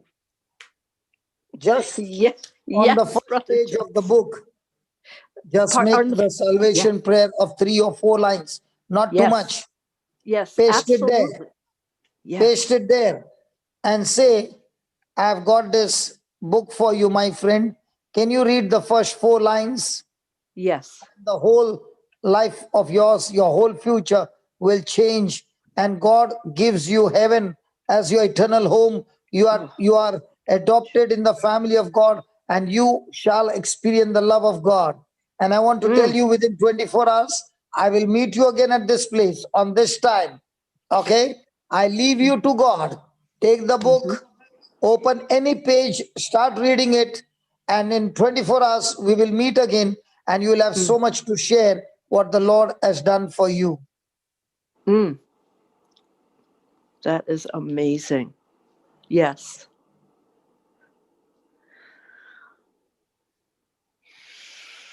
Wow. That is why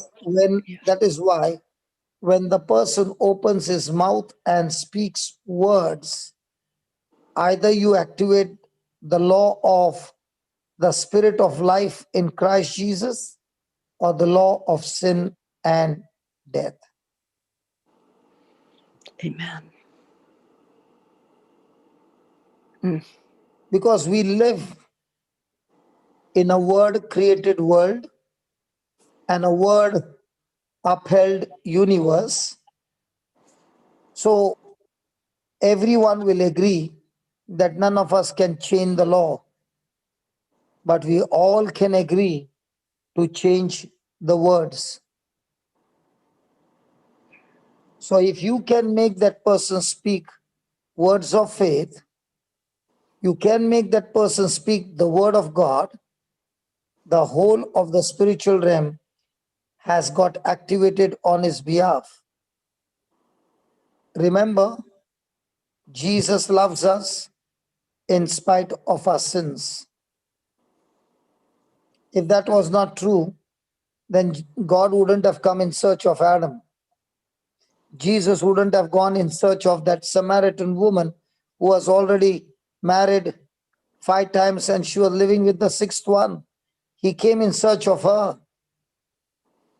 And she found the 7th man of her life, the perfect man. Amen. There is nothing that you can do to make God love you more or less, because he is all in love with you. Praise God. Praise Praise God. God. Amen. Thank you, Jesus. God never ever intends any man to go to hell. He even loves people, he even loves everyone in hell, because God is love. There is only one man. God sent him to hell. Just one. Can you tell me who? Lucifer?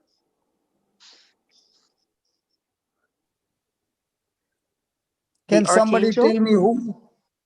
God sent one person to hell. His son. Absolutely. Oh, His son wow. Jesus. Yes. And he sent him to hell so that he went in our place.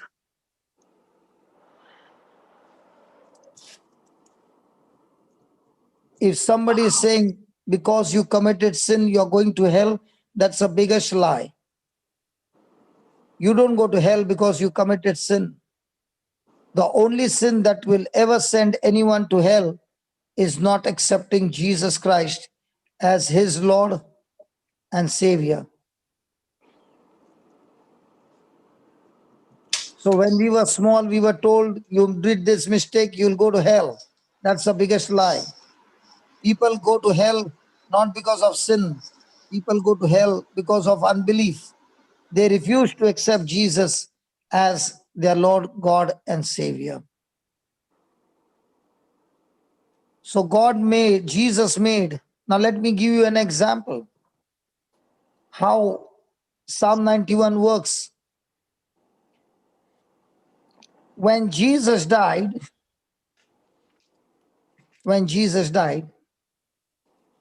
did he speak from Psalm 22, verse number 1? Can you put that?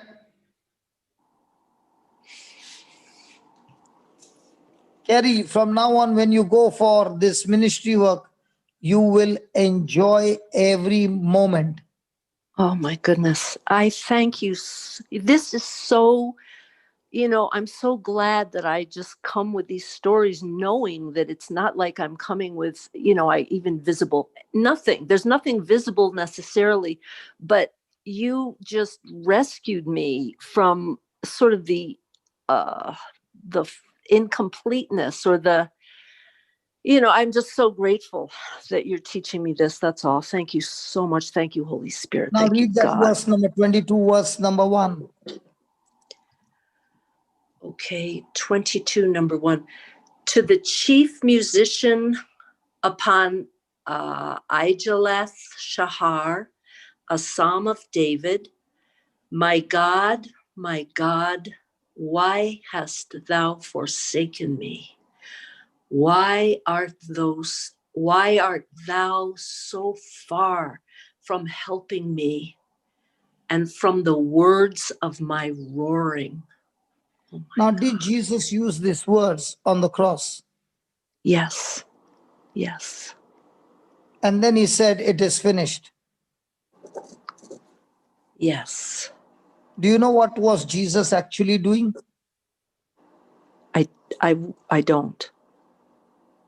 He was doing exactly what Psalm 91 said. Put that Psalm 91.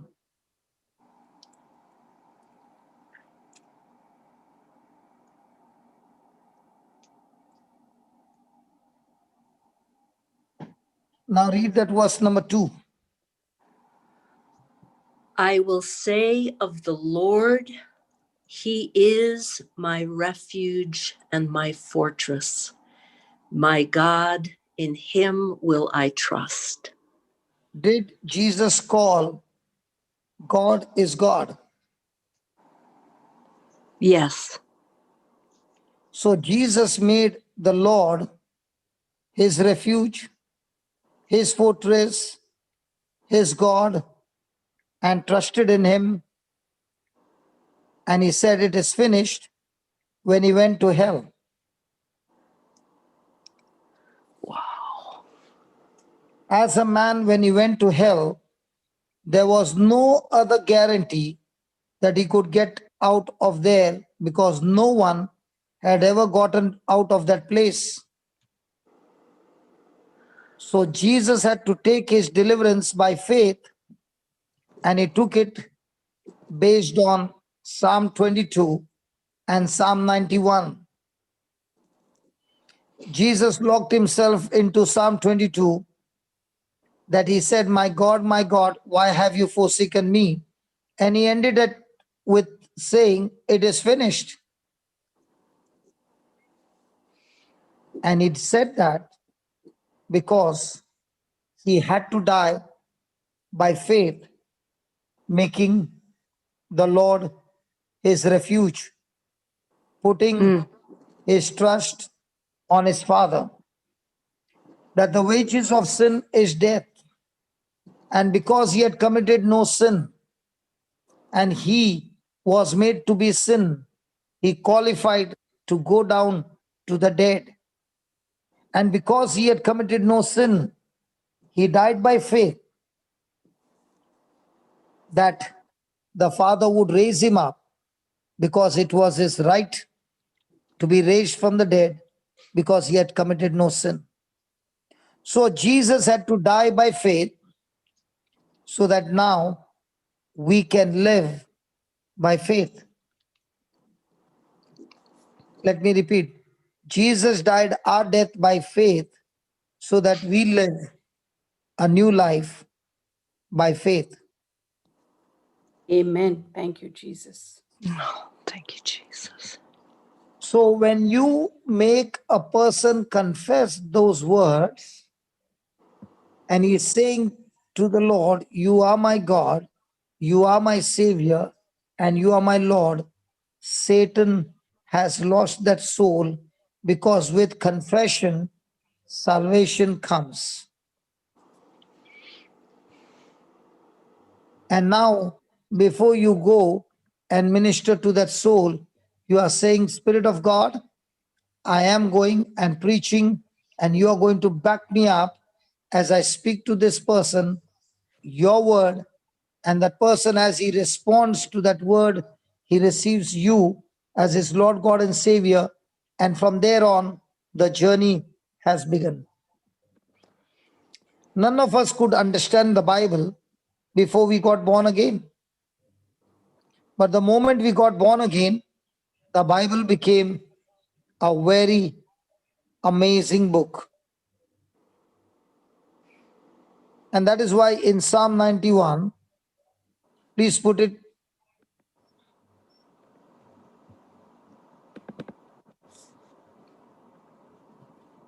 Put the last verse.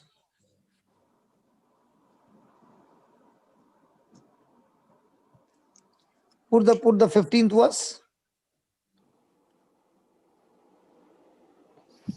He shall call upon me and I will answer him. I will be with him in trouble and I will deliver him and honor him with Long life will I satisfy him and show him my salvation.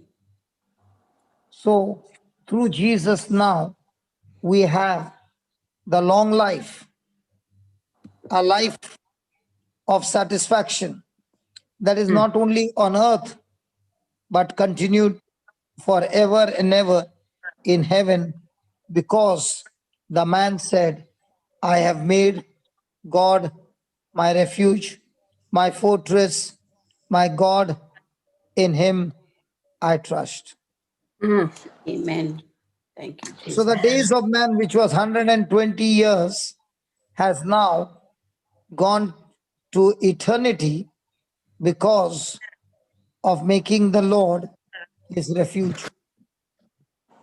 Thank you, Jesus. Praise God.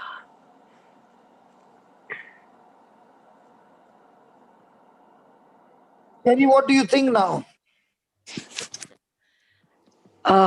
Brother Johnson, I was just thinking,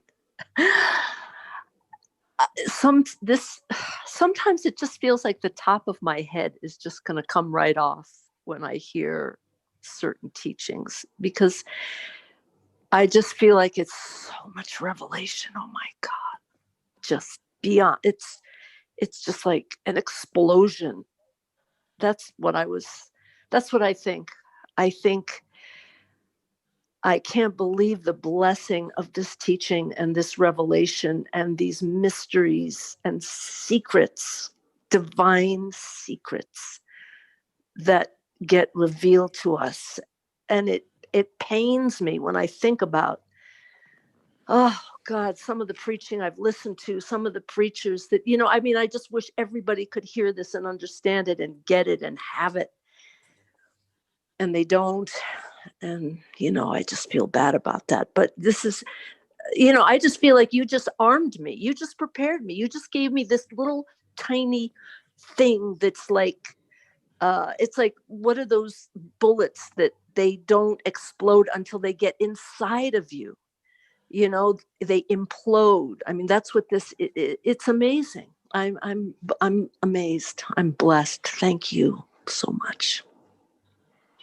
Can I read some more testimonies for you? Fall on the floor, but by all means.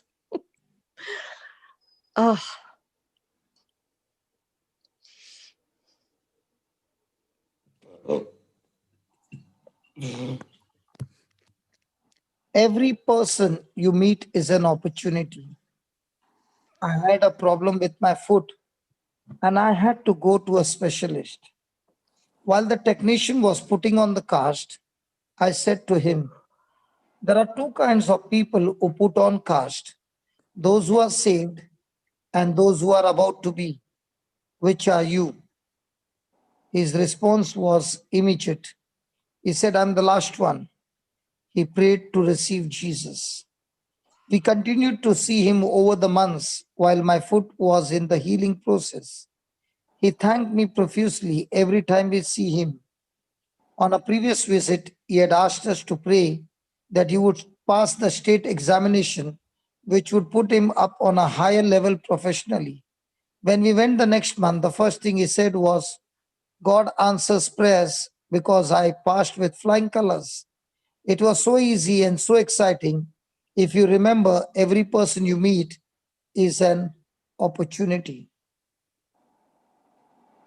Wow. It's wonderful. Can I read some more? Sure, please. Lots. I believe every person who is now there is saying, oh my God, this is so very easy. Yes. Amen. People Amen. all over the world are hungry, extremely hungry for the bread of life and thirsty for the living waters. On a recent trip to California, a limousine picked us up to take us to the meeting place. The first question we asked the driver was, there are two kinds of gentlemen who drive limousines, those who are saved and those who are about to be. Which are you? The man promptly said, I'm not only saved, I'm a spirit-filled believer and I go to so such and such church and I've been saved for years. we had the most interesting conversation all the way out to a meeting place, talking about the miracles and what Jesus is doing day to day. He shared with us that he coaches a basketball team, which he asked to pray for and asked that God would give him real wisdom so that he can be an outstanding example to these young people. When we got into the hotel, they had arranged for a wheelchair for me because of my foot, and one man pushed it for the curb about 10 feet inside the hotel. Then he turned it over to another man. Charles stopped the first bellman in the hotel doorway and said, "There are two kinds of handsome bellmen. Did you know that?" He said, "Yeah." He said he was the second one. He prayed to receive Jesus as his Savior and Lord and then said, "Jesus is in my heart." Charles got to the elevator almost as fast as the man pushing me in the wheelchair. So our trip started off beautifully. It does not take long. On the way back, they had arranged for the same limousine company to take us back to the airport, and we were hoping for the same driver, but we got another one. Of course, the first thing we asked him was, "There are two kinds of." He said, "Well, I think I'm the first one." He said it very hesitantly, so we knew what the true answer was. We asked him the second question: "If you died right now, do you know that you would go to heaven?" He said, "I think so. I'm a good man. I'm a Catholic." We said, "Just being a good man does not do it. You have to be born again." He said, "Let's repeat this." I said, "Let's repeat this so you will be sure." He repeated the prayer with eagerness and then answered the question as to where Jesus was now, knowing that Jesus was in his heart. This really excited him, and he said, "Thank you, thank you." Then he told us the truth. "You know, my life is a mess. There are just things that won't be out to be there. I'm 40 years old and I'm not married yet. I want to get married. I want to quit smoking." We prayed for a wife for him, and then we prayed for deliverance from cigarettes and told him the only way not to smoke again is not to buy any more cigarettes. The trip to the airport was 30 minutes, and we talked all the way about the things of God and what God could do for him. Then we got out, we wrote down the names of the people whom we could meet, so he could go to both of them and try them out. When we left him at the airport, he could not say thank you enough. Over and over, he repeated, "This has changed my life, and you don't know how much I appreciate it." After we got on the plane, we were blessed because we had the first two seats and we were sitting there just waiting while the passengers got on. So the plane took off when the man who had driven us out of the hotel came rushing on the plane and said, "I knew what time your plane was leaving. I could not let you go without saying thank you. Thank you, thank you, thank you for what you have been in my limousine meant to me yesterday." He was extremely grateful for the fact that we had talked to him about Jesus instead of the weather. He did not know the other driver, and we gave him his name and told him to look him up and take good care of him because he had accepted Jesus as his Savior and Lord. There was a wheelchair waiting for me at the airport, and this lady had already accepted Jesus as a Savior and Lord. Think of the lives which were affected just because we asked them a simple question. There are two kinds of people: those who are saved and those who are about to be. Which are you?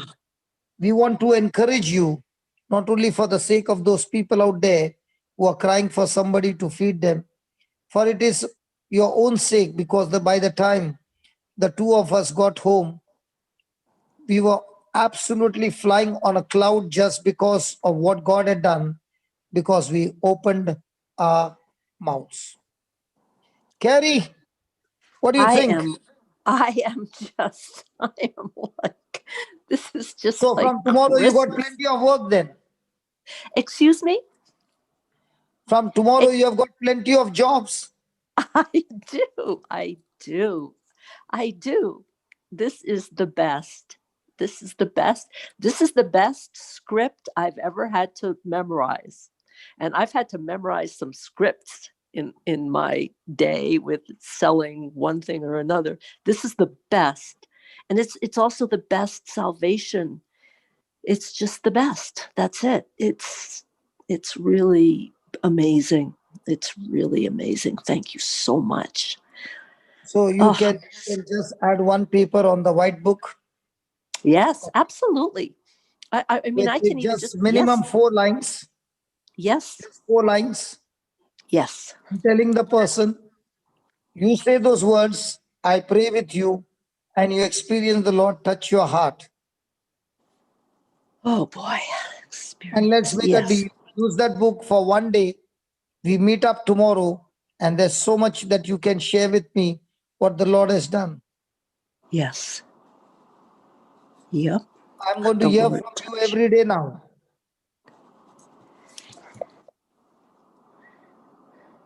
And not only from you, but I know the same fire is on each and every participant who is hearing me speak right now.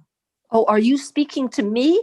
I thought you were saying I was supposed to say I'm going to be. Yes. Yes. It's for everybody. Amen. Thank you, Jesus. Yes. Amen. Yes. Thank you, Amen. This is for everybody. Yes. Amen. And I Thank you, would like Jesus. to hear from you all tomorrow when you come that I spoke to so-and-so person, and that so-and-so person spoke and he said, I think I'm in the second one. And then when I made a prayer, bang, the Spirit of God just took that person, and this is what happened, and this is what happened, and this is what happened. And we will have every day new testimonies coming in of people saying, hey, the ministry has taken us to the another level. The Spirit of God is teaching us one, get people born again, pray with them and get them healed, get the demons out. Oh my God, this is the whole package coming in. Yes. Yep. Do you know this is so easy and it produces so much fruit if we just believe and just get out there and just do it. And I want to tell you, the devil is the one who will tell you to keep your mouth shut. The devil is the one who says it won't work. He's the one who puts his hand over the mouth of the Christians and says, don't use that name. And Jesus is saying, get out there and do it now. I am there to back you up.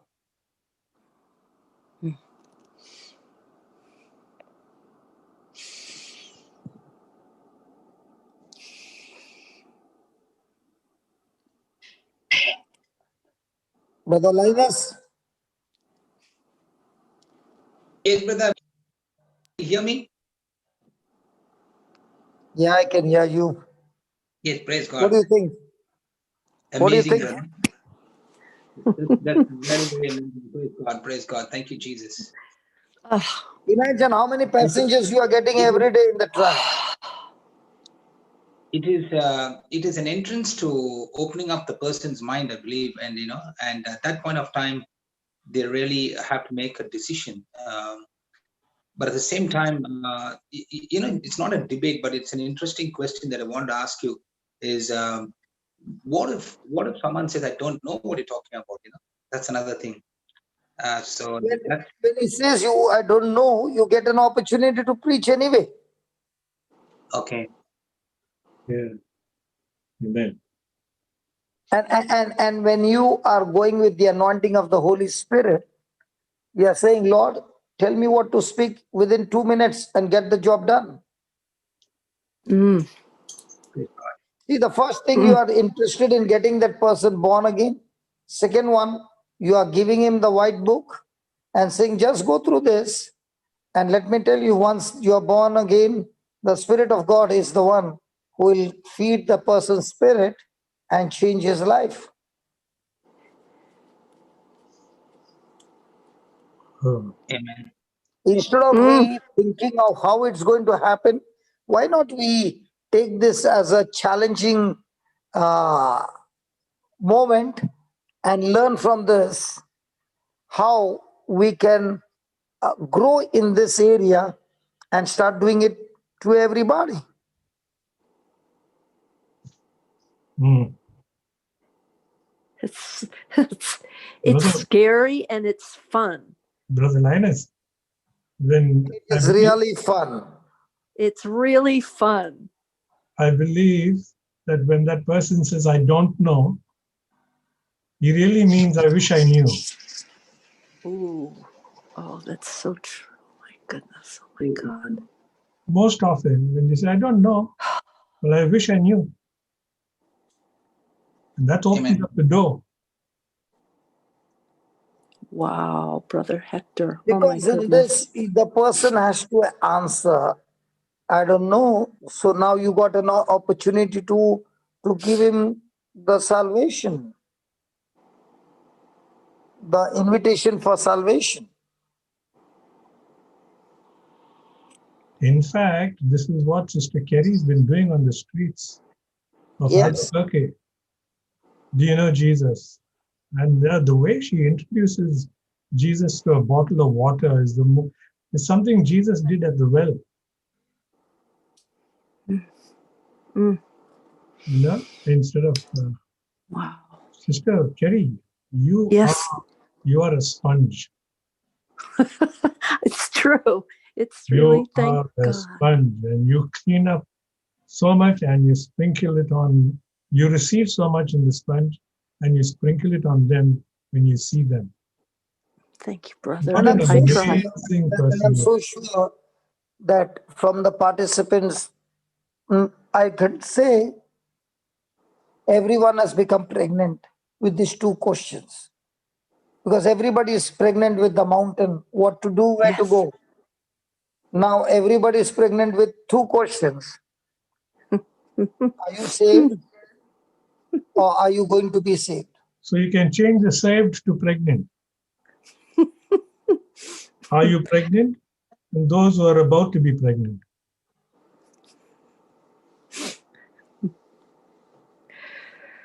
And I'm so sure that with the anointing of the Holy Spirit, by the time you speak, there will be people with tears giving their life to Jesus. I know people who are ministering because I don't have time. So I hand over the people to some of them and they come back and they say, this was the best moment of our life. I just spoke and this person only never condemned me, never judged me, just kept saying that Jesus loves you.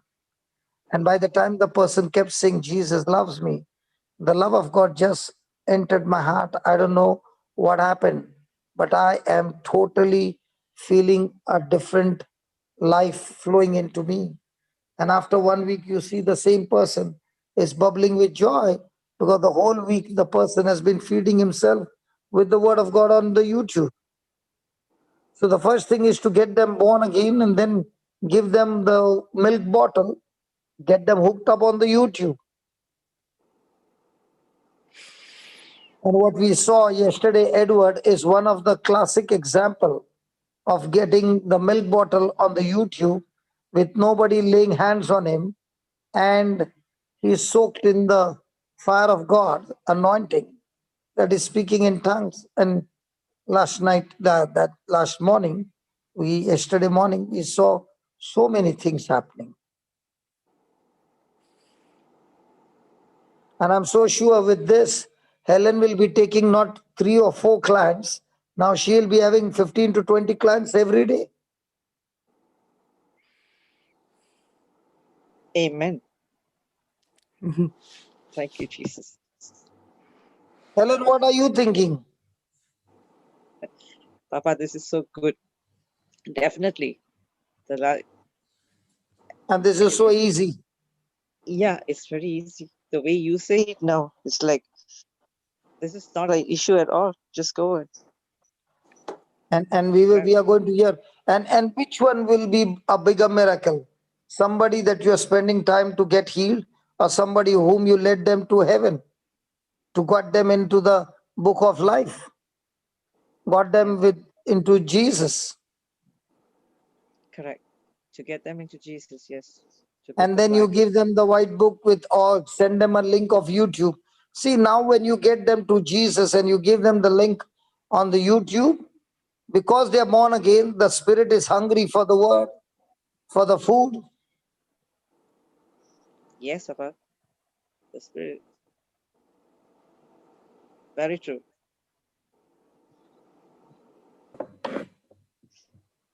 Definitely. Brother Johnson? Oh, sorry. Excuse me. Yes. You know, the miracle of this, of all, or one of the many miracles, is that even as we're having this conversation about, me and the rest of everybody going out and spreading the word of God, I feel, even as I'm sitting here, the love of God pouring into me more as a way, like, do you know what I'm saying? In other words, as you give it away, it increases coming into you, coming back to you. I just wanted to say that when I come to speak at the Breakfast Club, it's almost like I come with two different sides. The part of me that's simply trying to do my job as a Christian, to fulfill the directions, but also then there's one who's growing as a Christian, and in some ways is somewhat primitive. Sister Jessie, blessed Sister Jessie, spent 4 hours with me. We had a Zoom meeting after the Sunday meeting. I mean, it was amazing. I experienced, definitely experienced deliverance. She gave me the same scripture Brother Linus quoted amazingly, 2 Corinthians 5:17. I've been chewing on it. But the point is, as we abandon our comfort, our places that we want to stay, so much comes back, so much more comes back. And so right even this minute, I mean, I once again, it's almost like I think, like, oh my God, wonder if you hadn't raised your hand. What if you hadn't raised your hand and this amazing teaching didn't happen? Oh my God. And so now I'm joyous because of this teaching, but as I'm listening to you teach, God himself, the love of God is increasing in my heart. I'm being edified as if you're evangelizing to me. God, Jesus is here. So it's just, oh my goodness, such a miracle. That's all.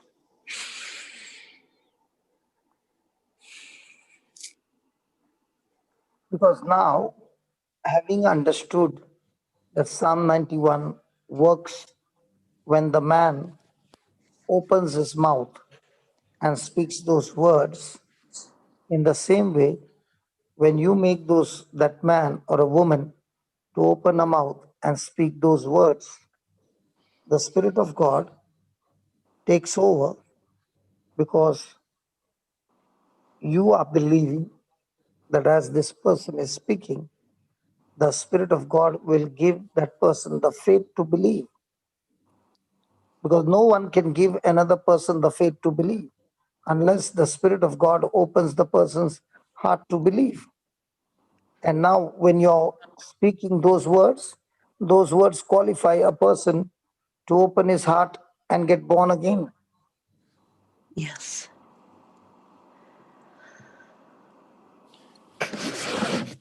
Papa, there's a question in the chat. Can I read it?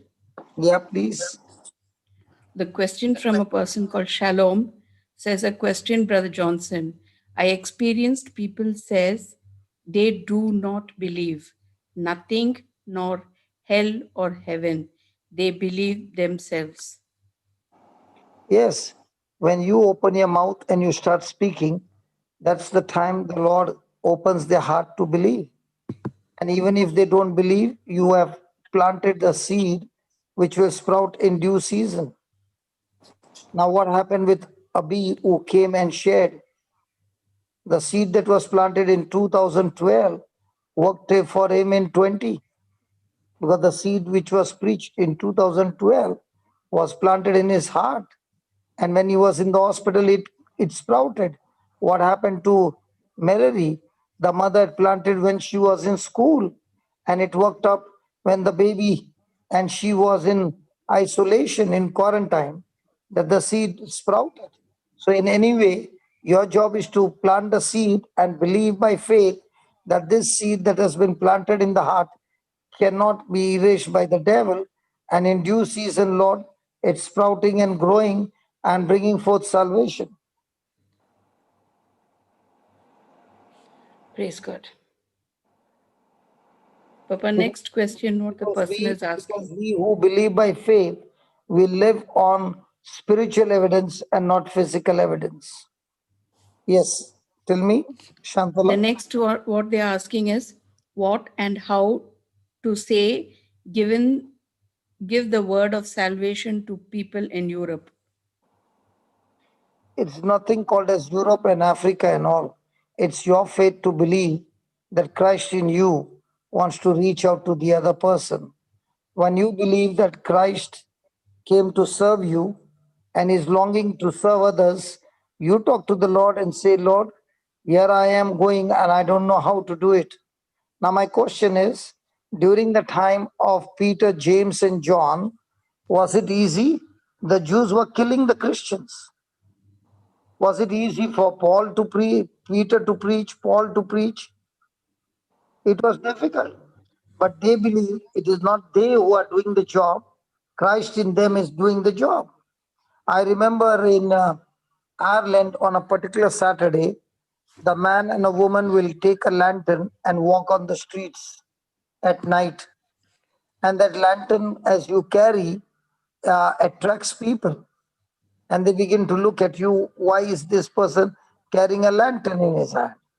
And that's the time you stop that person and start speaking and inviting the person to come to church to just light a candle, nothing other than that, just lighting a candle. And when the person comes inside, that's the time the volunteers who are there are praying for that person.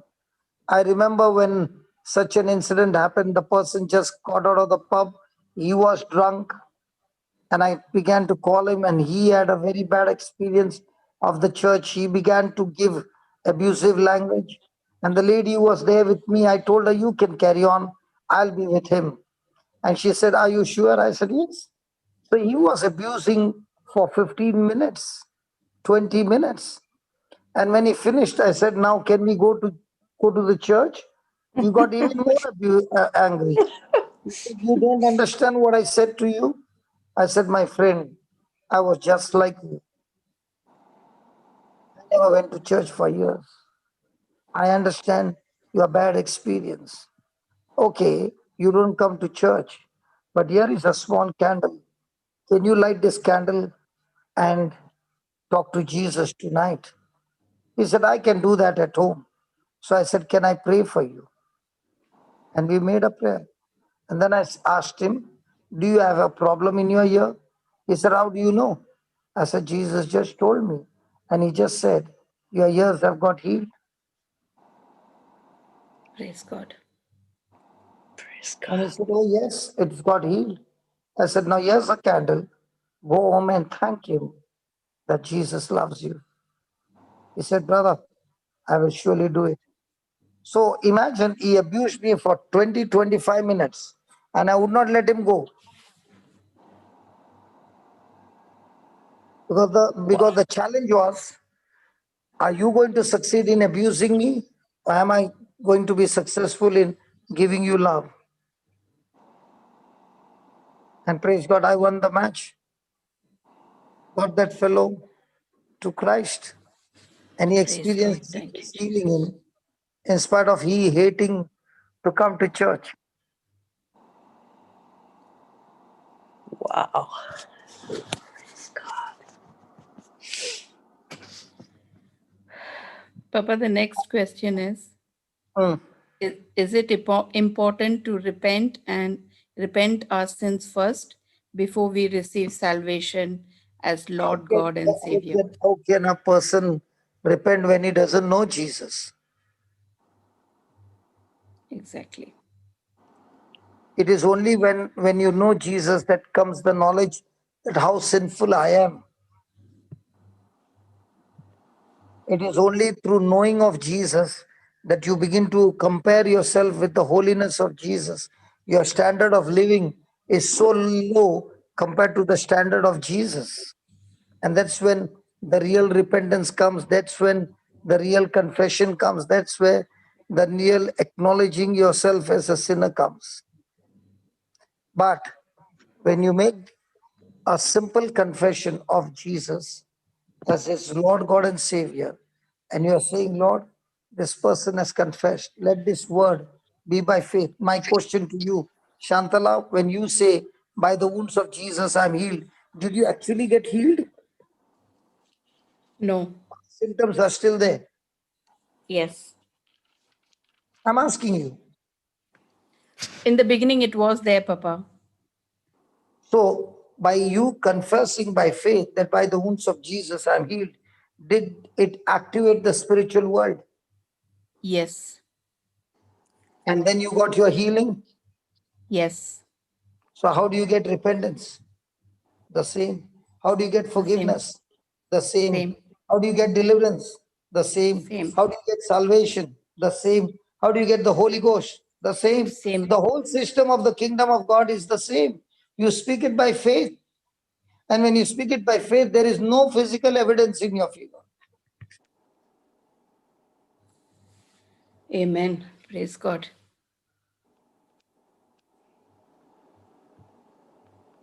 Now, yesterday, Cheryl came, and I said to her that you speak to the alcohol bottle that this is the blood of Jesus.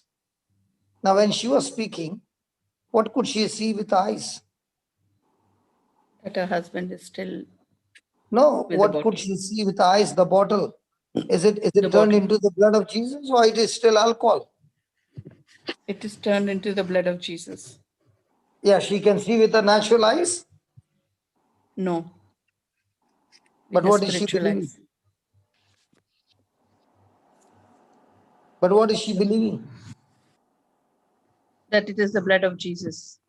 Ah. So in the same way, what are you believing to when you are ministering to this person? That they are saved by the blood of Jesus. So has that person opened his mouth and confessed? Yes. No. Even when the person has opened his mouth and confessed that Jesus is his Lord and said, come into my heart. Now, might be he doesn't have the faith, but he has confessed. Now you exercise your faith and say, Lord, he has said it. Now, Spirit of God, this seed, let it get activated that he begins to experience. Now, when you were praying for tongues, did you first believe that you got the tongues? Yes. Yes. Did you open your mouth and said hallelujah? Yes. Was there any evidence of tongues? No. No. But you said, because the Bible says so, I will open my mouth and start speaking hallelujah, hallelujah, hallelujah. And suddenly, what happened? The Spirit of The God tongues. took over because you exercised your faith. Praise And God. then Yes, the Papa. activation took place. Yes, Papa. Praise God. Are you understanding the system? Yes, Papa. Good. That's how it works. Praise God. When Praise you God. Thank start you, by Jesus. faith, you don't see any evidence. But you believe by faith, evidence will surely begin to change. Amen. And if you are waiting for evidence to be seen and then believe, it's never faith.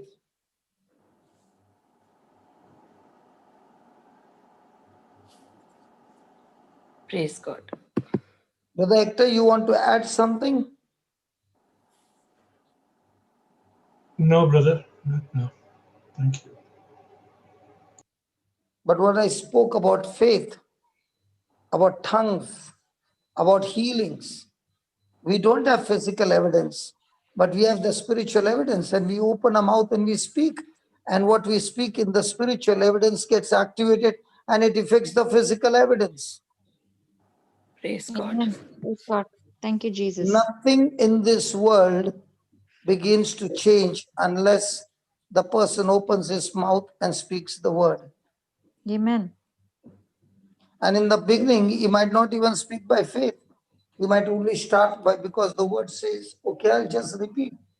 But what started as a seed might be a very empty seed, but might be a little, just a dot of faith. And how much faith do you need? Jesus said. Praise God. Brother, for this, for example, when I started speaking in tongues, shall I speak? Hello? Hello, can you hear me? Yes, I can hear you. Yeah, when I started speaking in tongues before 2013, okay, that time when I started speaking, I got the tongues before I saw your in the meeting itself. But I only speak when I go to the prayer meeting, or whenever the prayer are there, that time only I'll speak. But the power of one time Sister Jocelyn told me, yeah, that is very powerful. You have to speak continuously. Then sometimes I will feel I don't like to speak because it won't get any sense. Lots of people, after that I realized, and then I most of the time I speak in tongues. But recently lots of people are coming and asking for the tongues, and then if they are speaking, next time they will stop. Okay, I don't know what I'm speaking. Then they are stopping. That's the time they are making mistake. Yes, because Yeah, when you're speaking in tongues, you don't know what is actually happening, and that's when it's your faith that is you got to use. And when a person is practicing for 1 hour, 2 hours, in the beginning it looks foolish, but as he's doing it, within a week or so, everything begins to collapse of what the devil had been building against you. Yes. Why is it collapsing now? Why it did not happen all these years? Because the words that you're speaking in tongues is activating the spiritual world. Amen. And if they understand the scripture, the 1 Corinthians 14:14, for if I pray in a tongues, my spirit prays, my understanding is unfruitful. They have to remember always this scripture, and then they can continuously speak. Yes. Because when you're speaking in tongues, you will not understand what you're speaking, because you're speaking the mysteries of God. And if you're speaking the mysteries of God, then when you pray in tongues, the Bible says, let him who pray in tongues also pray for interpretation. So now when you're saying, Lord, give me interpretation, now you're getting the secrets of the kingdom of God. Now when you're reading the Bible, you are getting revelation, you are getting understanding, you are getting the mysteries open up, the insight open up, the deep revelations of God. You are saying, oh my God, all this time I've read this scripture, but it did not strike me. Now it's striking me. Now why is it striking you? Because the Spirit of God is opening up the treasures of heaven. Amen. And that's why for work of evangelizing, the weapon called the gift of tongue is so important, that you prepare yourself with the tongues, and now you go and minister. The Lord has already done the job in the spirit before you could go there. All you have to do is now believe and exercise your faith. Yes. And some of them, they are telling, oh, I don't have that much of faith, that much of faith. They can still pray in tongues. Jude 1:20, it says, but you, beloved, building up yourself on your most holy faith, praying in the Holy Ghost. So whoever wants to increase their faith, they can speak in tongues. Yes. Most of the times. Not only faith, but also walking in agape love. Amen. Both things will begin to increase Yes, as you pray in tongues. In other words, on the day of Pentecost, all they received was the gift of tongues. That's all. And the gift of tongues opened all the other gifts. So gift of tongue is the master key that will open other gifts in your life. Amen. Thank you, That's Jesus. when you will begin to do things in the supernatural. Praise That God. is why I always say, people who pray in tongues every day for 1 or 2 hours, it is impossible for their lives not to change. Amen. Impossible. And it is impossible for them to have a life without signs and wonders. Impossible. Hallelujah. Let me repeat that word, highly impossible, that in their life there will be no signs and wonders. Because as you are activating the spiritual world with the gift of tongues, Satan has no way he can stop you.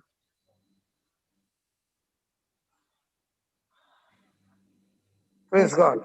Praise God. Thank you, Jesus. Yeah, who is next? June? There's somebody, LV Fernandez on YouTube. He wants salvation prayer in the white book. I mean, if they can message me, I can send the salvation prayer. I've already answered. Walter had asked me, I'd already answered the question. Oh, thank you. Praise God. Yeah, there's June Magdalene.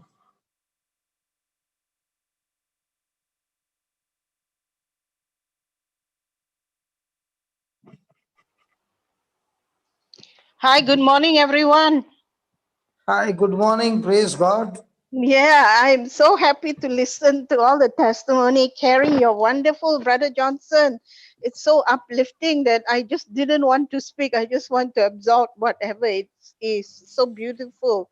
Praise God. And praise God for such a beautiful morning. I have no testimony as yet to give, but I just would like to praise God, for I know and I know and I know I am healed. In fact, on Friday, it was my blood test result, but somehow I overlooked the time and I thought it was the same time as usual to see the doctor between 4 to 5 in the evening. But it was actually a morning appointment, not evening. And the whole day I just prepared myself.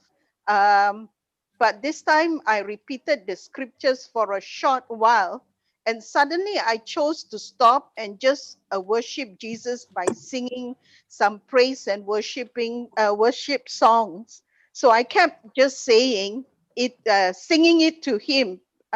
In fact, I held the Bible in my arms. I remember, Brother Johnson, you said that the word is flesh. So I just imagine holding the Bible like I was holding God in my arms. And I pretended I was dancing with him, and I was actually singing this song, I Love You, Lord, by the Maranatha Singers. I kept singing it. And when I went to the clinic, to the hospital there, the nurse told me it was a morning appointment and that I missed it. So they rescheduled for it next month. And as she was, these nurses, there was 3 Muslim nurses there. I just turned with gratitude and I just thanked them. And I said, I would like to bless you all for doing such a good job and caring for me. God bless you all. And actually they were shocked. Their jaw just dropped, and they just broke into a smile and say, thank you so much. And then it's like I would like to thank God because for opening my heart more.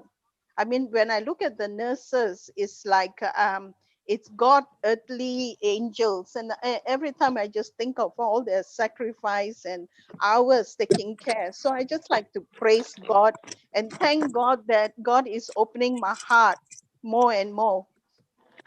Also, Brother Johnson, as you told me some time back, every day to come in the morning that you pray for me, just to let you know, all of you, that I am going to go into the hospital today at about noon because of my, they are going to run some tests for me on my bladder and, on the bladder and on the uterus. So I just like, just Brother Johnson and all of you, just like if you can spare a moment to pray. We are not going to pray. We are going to thank God. Okay. That by the wounds Praise of Jesus, you are already healed. Amen. Amen. And we all agree with that. Amen. Amen. We agree in the name of Jesus. Thank you so much. Thank you. I hope to that on Monday I'm able to tune in and listen to all of you. But if I can't, um, just remember me whenever you all are talking. That I am thinking all of y'all and looking forward to come on to share We are believing what that God. we are believing that you're going to the hospital and Yes, sir. asking those nurses. There are two kinds of nurses.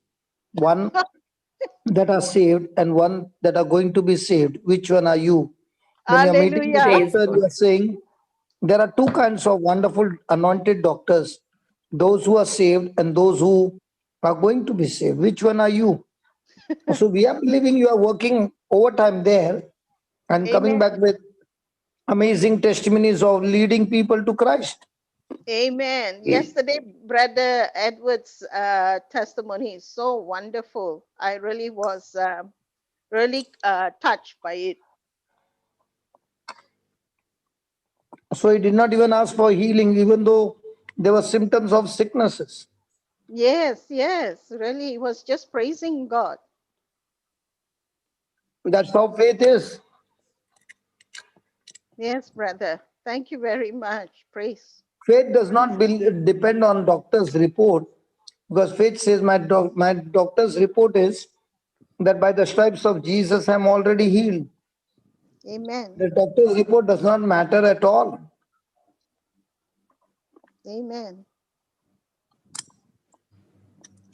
Thank you so much, Brother Johnson, and all of y'all for inspiring me. And I really praise God and thank Him because He loves me so much that He sacrificed His life for me.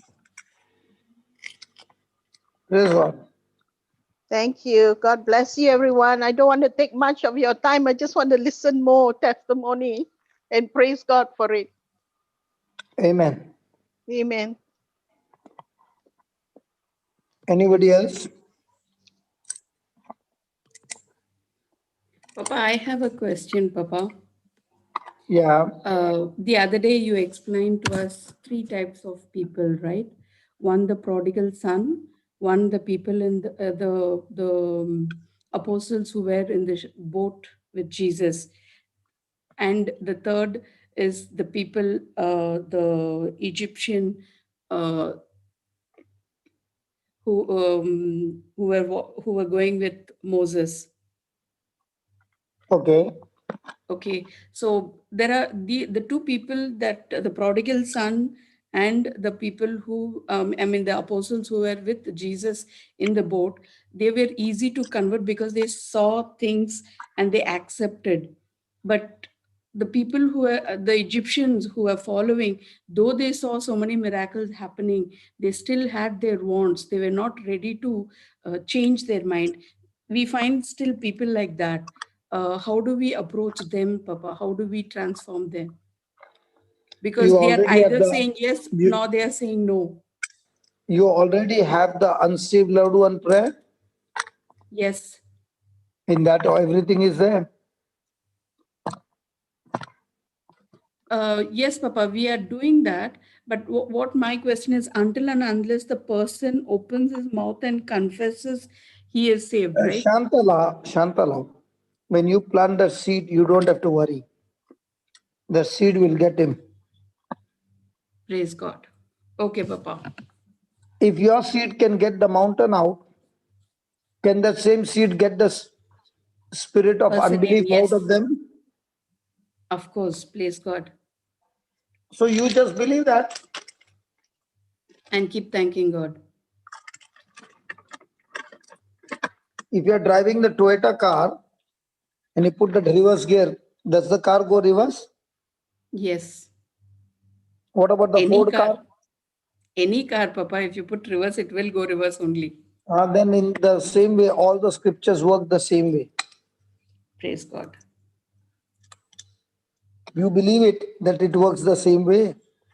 The problem is we say it and we see the natural evidence and we say it did not work.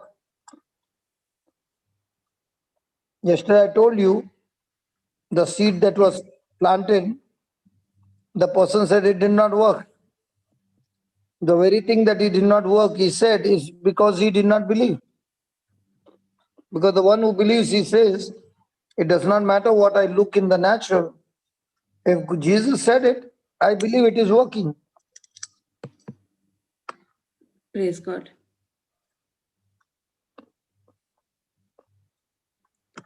Thank you, Papa. Yeah, thank you, You have Jesus. allowed your thoughts. Praise God. Thank you, Jesus. Now I was doing that purposely. Now with my cough, now with my coughing, somebody can get a thought. I hope it's not COVID-19. Oh, Can you see? I purposely did a cough. Now with my natural action, can a thought come to this somebody that I hope is not infected with COVID-19? Yeah. yeah. So in the same way, with her action, is it going to affect your thinking? Yes. And it is also like this, no? When the devil had communication with Eve, and that's how the devil had communication with us, through thoughts.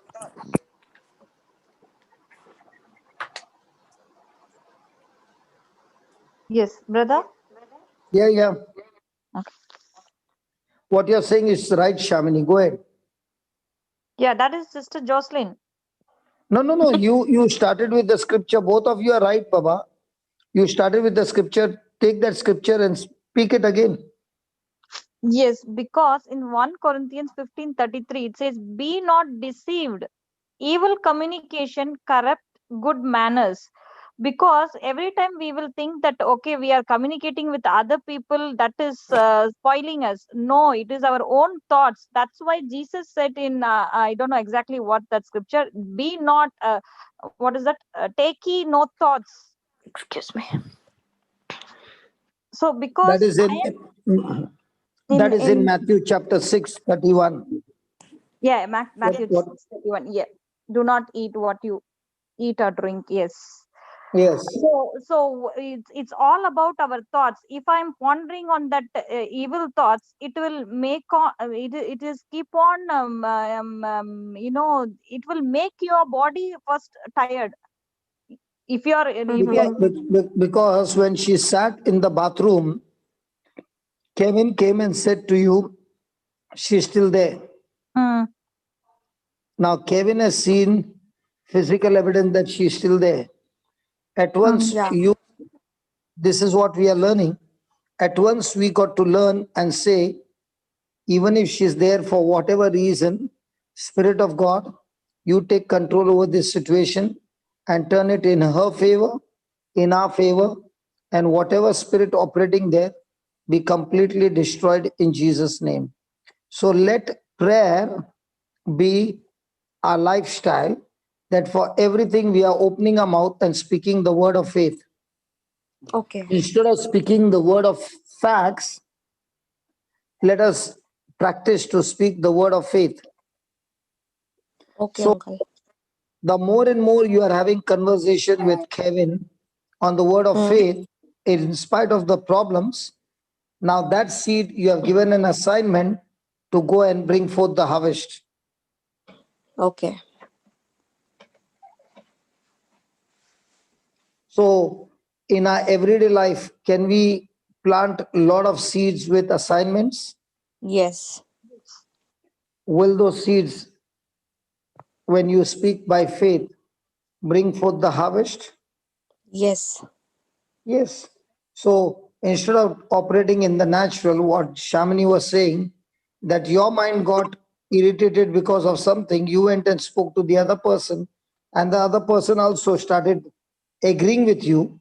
Now the two of you have agreed. The Jesus said, what two or three agree, my heavenly Father will do it.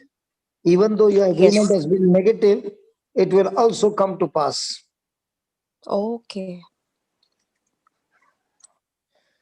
Yeah, Sister Hilda wants to help us in this. Can you put Sister Hilda for this?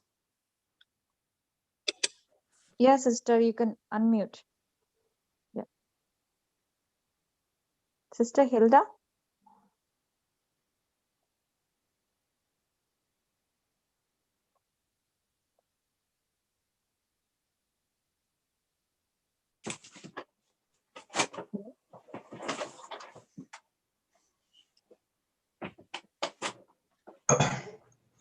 Can you get that bell from UK? Yeah. Sister Bell? Hello, everybody. Hello, praise God. You're mute, Bell. Oh, can you hear me? Yes. Okay, wonderful, wonderful. Actually, brother, this I could relate to Mallory because Mallory, can you hear me? Yes, sister, I can hear you. Okay, Mallory, because when I worked previously in Dubai, I worked for a very good company, but my immediate boss was like a crazy Rottweiler. Okay. And it gave me so much of I went through depression and I went through anxiety. I couldn't sleep for 3 nights because of such behavior that you are facing now with with the girl at your place where you're staying.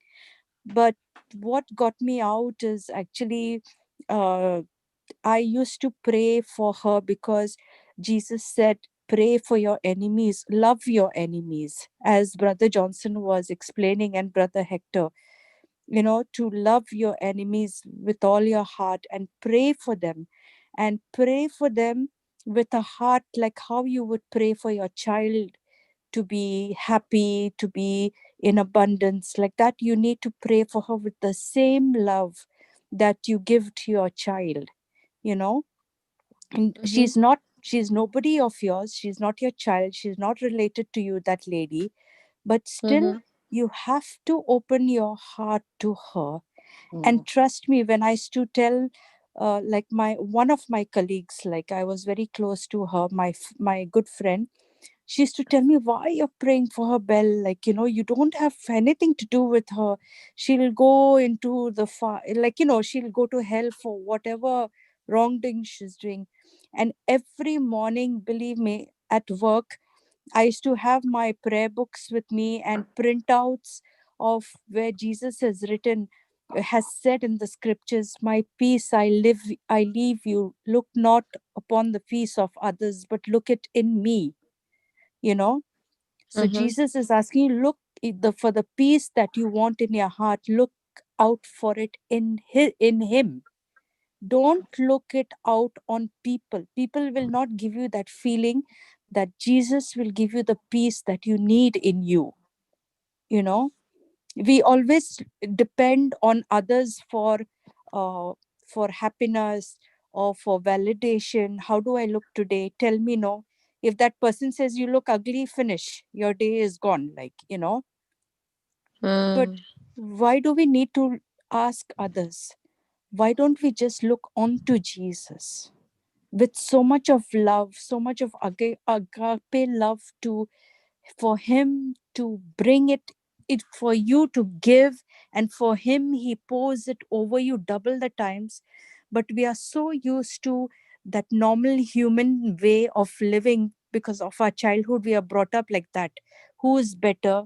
Who's looking better? Whose hair is looking better today? How's my lipstick? How's my makeup? How's my cooking? But trust me, when you give it all to Jesus, and like Mother Teresa also said, how she took care of every person of the poor people, because she saw Jesus in them. Now when you see Jesus in others, you have no choice but to love them. Right? Would you hate some? So that's how she took care of all the poor people, the people who was, very poor, who had leprosy and all. Now, when people have these types of diseases, nobody wants to go near them. But she saw Jesus in them and she held them in her arms. And she never ever got infected because all she did was she gave love to them. Correct. Yeah. So it's very, In, that's why. in fact, I think she infected them with love instead of the Yes. disease infecting her. Exactly, brother. Very true. So in the same way, Mallory, you can infect that baby with agape love instead of that hatred and bitterness infecting you. Uncle, not hatred. Mm. I don't have, I'm telling No, you, not whatever she, hatred, but irritation, That no? hurt. Yeah, that hurt. That no, irritation, no? uncle, like irritation as in like, why she was so good to me, then why all of a sudden she's doing like this? I've not done anything to her. Why like this questions come? So Like that it is. it is not because you planted a wrong seed. Okay, remember this. When we were in school and we were picked up for the wrong things that we did and we were punished, we would not even open our mouth. We would quickly say sorry. Correct? Yeah, correct. But the word of God says in 1 Peter 2, verse 19, it is one of the most powerful scriptures. Watch this. 1 Peter 2:19. The question that you asked.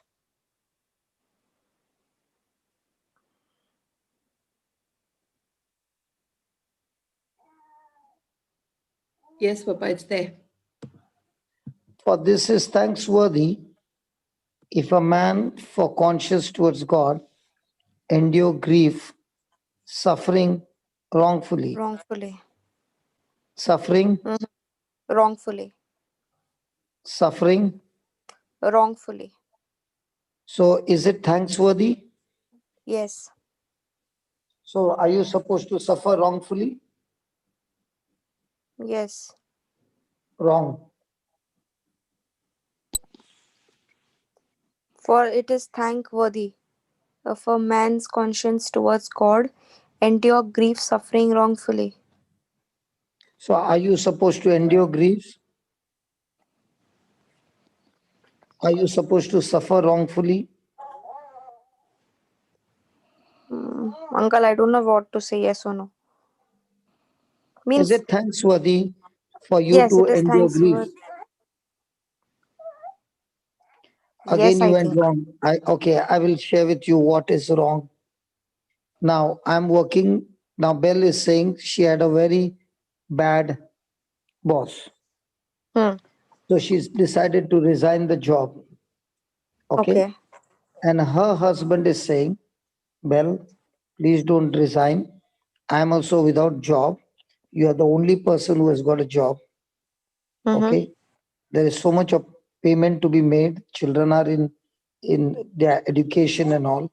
So for the children's sake, please do not quit the job. So Belle says, okay, let me go to work. And she's going to work forcefully because she has to work, because if she doesn't go to work, husband is without job. So Yeah, now is she children will be working there? affected.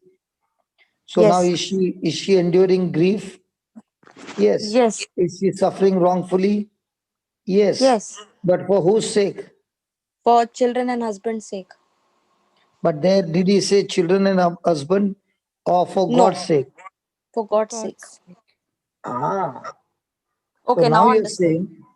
So now you are saying, Jesus, because I love you and because of your sake, I will not retaliate, but I will endure this grief. I will go through this suffering, which is wrongfully, and I will continue to love this person, even though this person is challenging the love. So when that happens, you are under God's purpose, God's plan, God's favor, and God's future destination. Hallelujah. Okay. So by walking out of that place, are you in God's plan or you just destroyed God's plan for you? Destroyed God's plan for us, for me. So look at the 20th verse. Read. 20. Yeah. For what glory is it if, when you be buffeted for your faults, you shall take it patiently? But if, when you do well and suffer for it, you take it patiently, this is acceptable with God.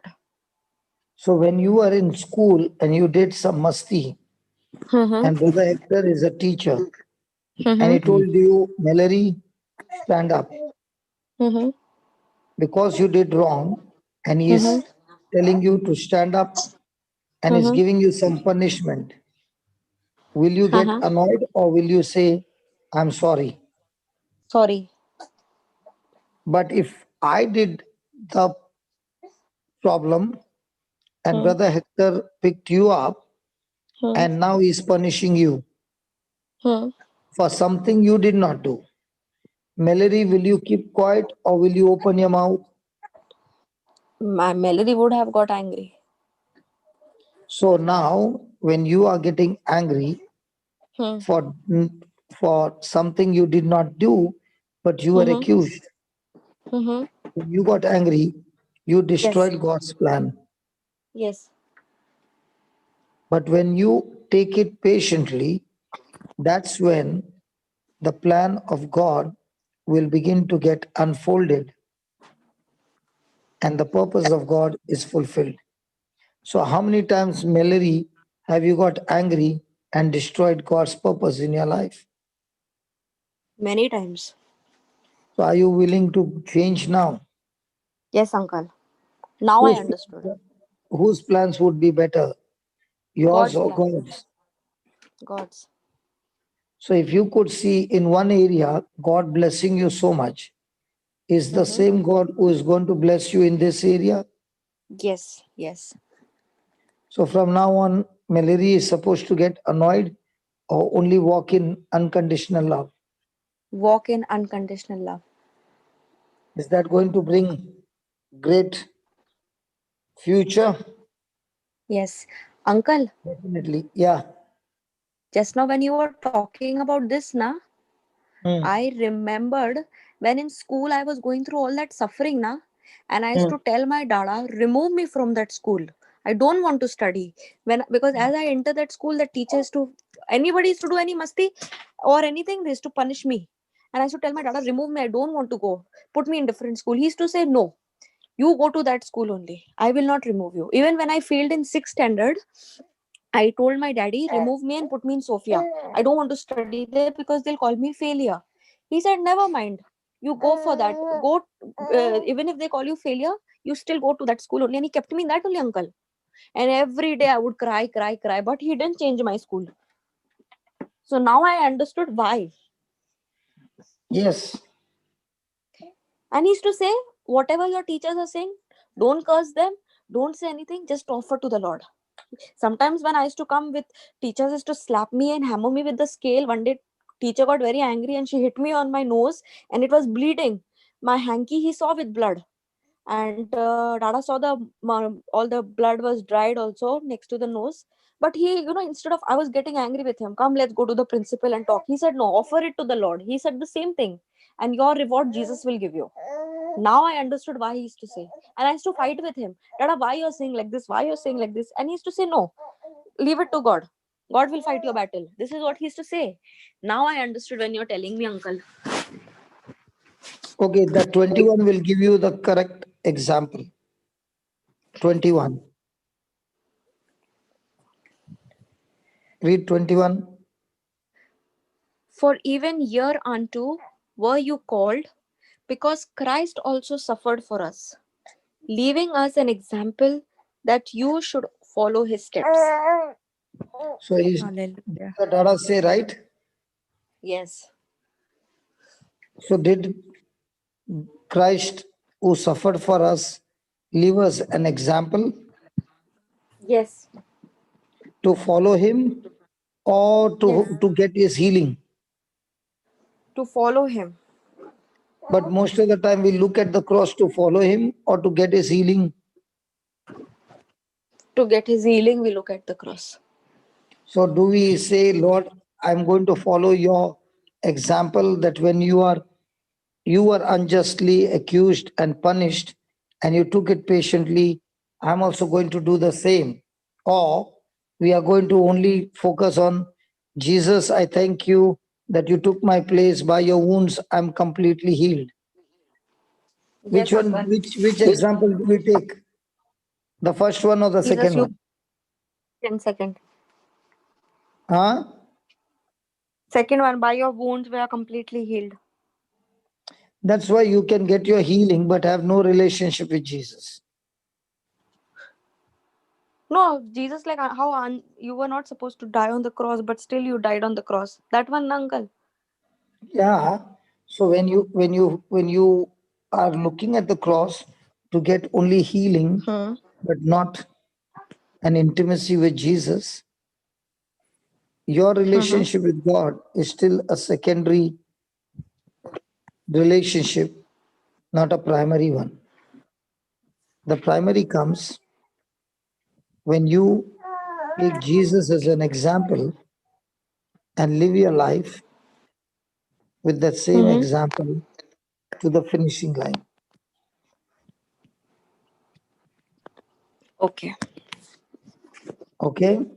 Now it's clear. Thank you, uncle. It's so clear now. So is this baby going to help you to practice Christian life? Yes. Good. And from now on, if any problems come, I'll say this only. What you So taught. you learn the scriptures from 18 to 25. Okay, 18 to 25. Okay. Learn them by heart. So when you keep 1 talking to Peter 18 yourself, to 25. yes. So when you learn it by heart, that verse 24 will now become flesh in you, because we always keep using, by the stripes of Jesus we were healed. But we don't want to follow 18, 19, 20, 21, 22. We only want 24, that too the B part, not the A part. A part says Jesus bore our sins in his own body so that we, being dead to sin, should live unto righteousness. The first, before getting your healing, you make your life set right with God, where you are following the Lord by going to church. Praise God. Praise God. Hallelujah. Hallelujah. So the church is the place where you fellowship with your fellow person also, and in that fellowship you learn with one another. Okay. Now, are you Yes. going to live your life unto righteousness, or in fellowship with one another get into bitterness? No. Wrong, that is. Get into bitterness is wrong. And only when you start living your life in righteousness with everybody, now out of your mouth comes the healing scripture, and that healing is manifested in no time. Correct. Okay? Yes, thank you, And uncle. that is why the 25th verse is so powerful. For you as sheep was going astray, but now because you live unto righteousness, and because you have received your healing and miracle, you have returned unto the shepherd and bishop of your soul. So in other words, your soul that was on the way to hell has been saved, and now your soul is is is is protecting you from self-destruction. Okay? Yes. So did it help you in any way? Yes, uncle. I got my answers. Okay. Brother Hector, do you want to ask her something? Or any of the participants? Brother, can I add a little bit more, please? Yeah. Malaria, sorry, not malaria. Mallory. Mallory, just to let you know that after this, after all this that has happened, you won't believe how that lady changed. And she was so overwhelmed with love. She never came apologized or anything with me, but a seed was planted just by being loving and praying for her. And she, by herself, got into Bible studies. Praise the Lord. Yeah, she herself got into a Bible studies, though she was a Muslim. Wow. She got into Bible studies, and she would read the scriptures to us. And when I delivered my second child, she gave me the biggest gift ever, that everyone was like saying, wow, what a beautiful gift you got. She turned from day to night, and from that time onwards she just cared and loved me so much after that. She turned from day to night or from night to day? Night to day. Uncle, Uncle, you're very sharp, huh? Uncle, I want to say something. Now today, like we are talking about this now, my old days are coming. Like my dada never explained. Okay, now can I share one small story, Uncle, of my childhood? Yeah. Go ahead. Now my daddy, they were 10 brothers and sisters, and when my dada was 2 years old, that time his mother and father also passed away. Okay, Uncle. So Okay. then, so my dad has to tell us this story when we were small, and then my daddy's eldest brother, he got my grandfather's job in the railways. But what happened? Instead of looking after the brothers and sisters, he left them with my mummy's brother. Okay. And this daddy's mummy's brother means daddy's uncle. He used to make my daddy and all his brothers and sisters. Hello. Mallory, hold.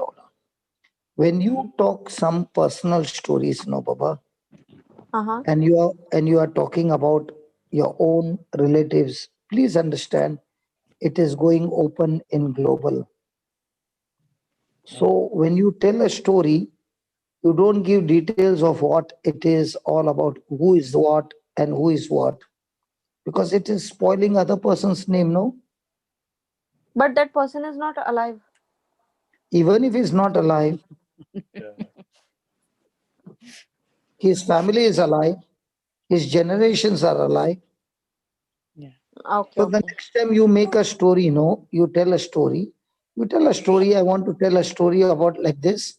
There was a A, there was a B, and there was a C, and there was a D.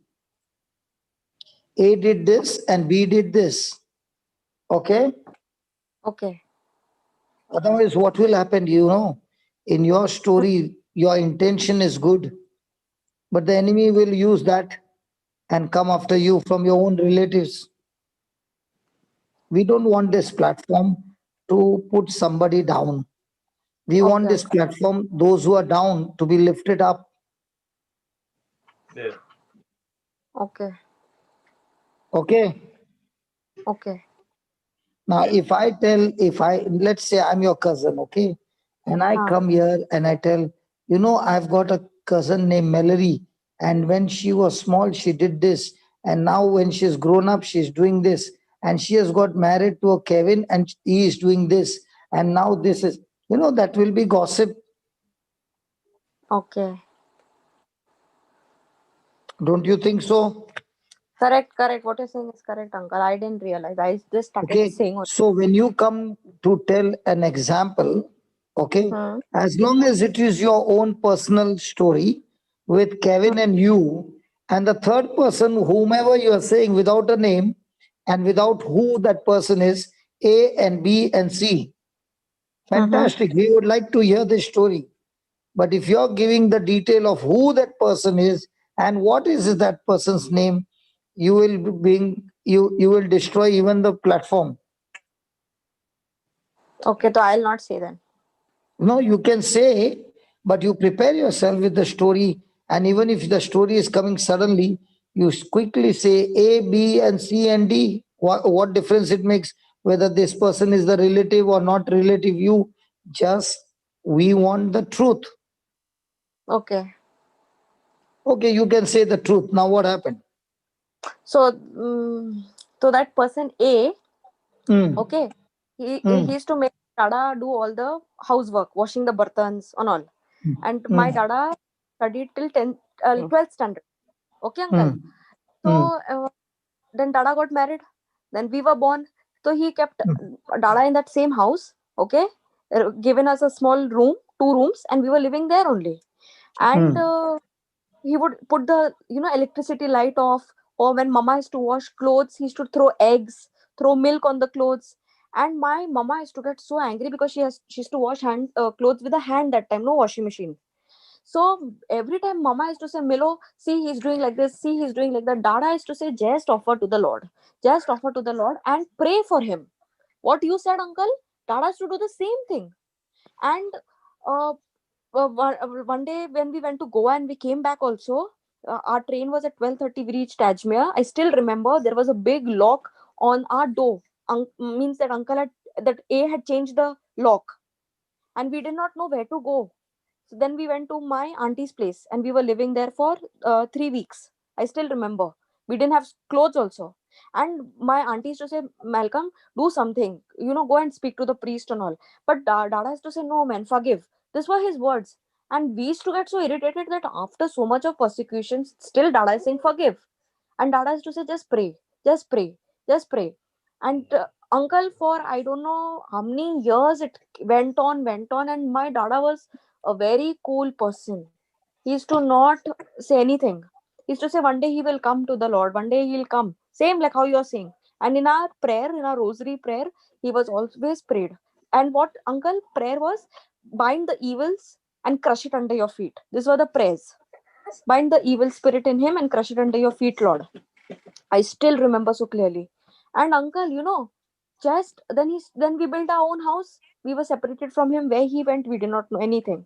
Before his death, 1 month before, he came to our house, and everything was very nice. He said sorry to my Dada, and he asked for forgiveness, and he died in our house only. And you know what my Dada said?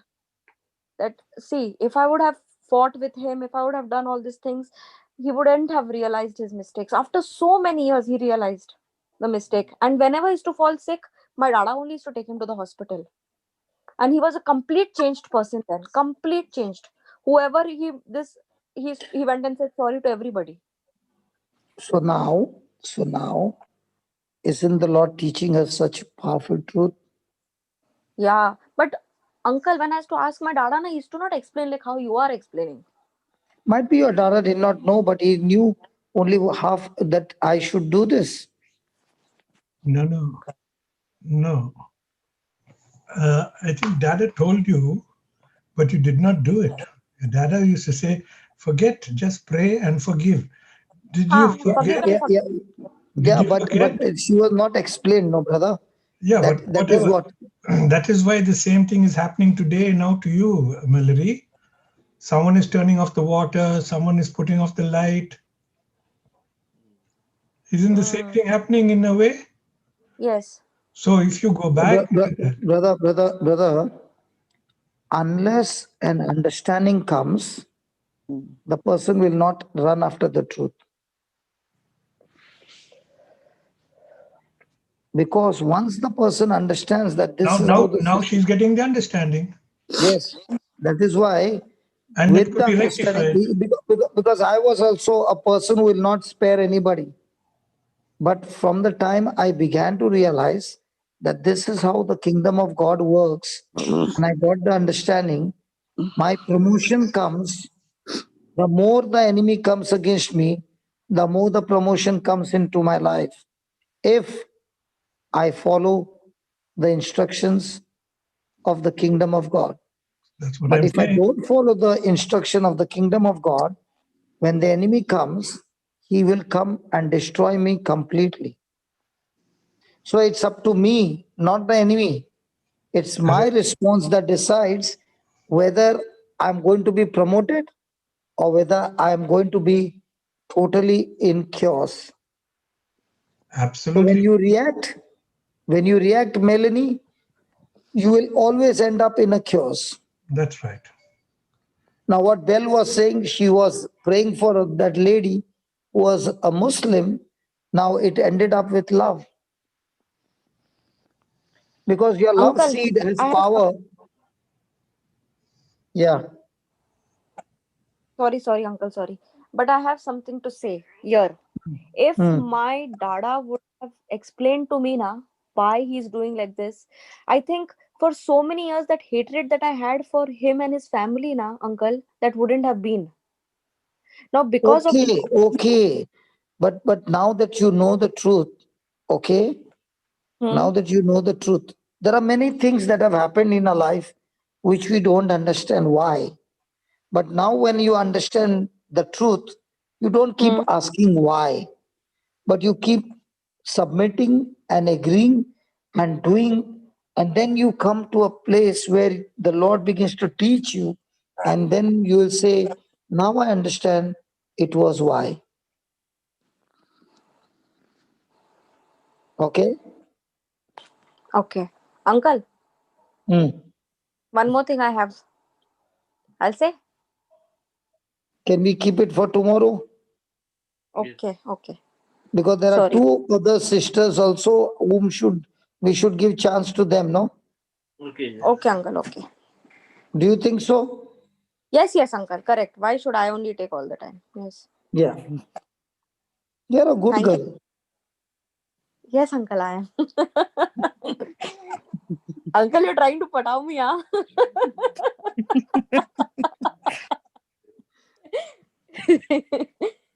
Thank you, Yes. uncle. Okay, Belle, you have finished?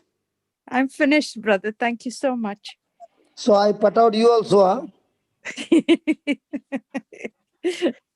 Okay, over to you, Hilda. Thank you, brother. Can you hear me? I'm sorry about before. No, no, no, I was no, no, no, no problem, no problem. sorry. Yeah, go ahead. Just observation, brother, but you have answered those along the way. Remember Adam and Eve in the garden. The devil came and just dropped the thought in her mind, saying that, isn't that apple so beautiful, so pleasing, so lovely it might be if we eat? And he goes away. And then he came back. Did he really say that you are going to die? That's what the thought he put. And she ran with it.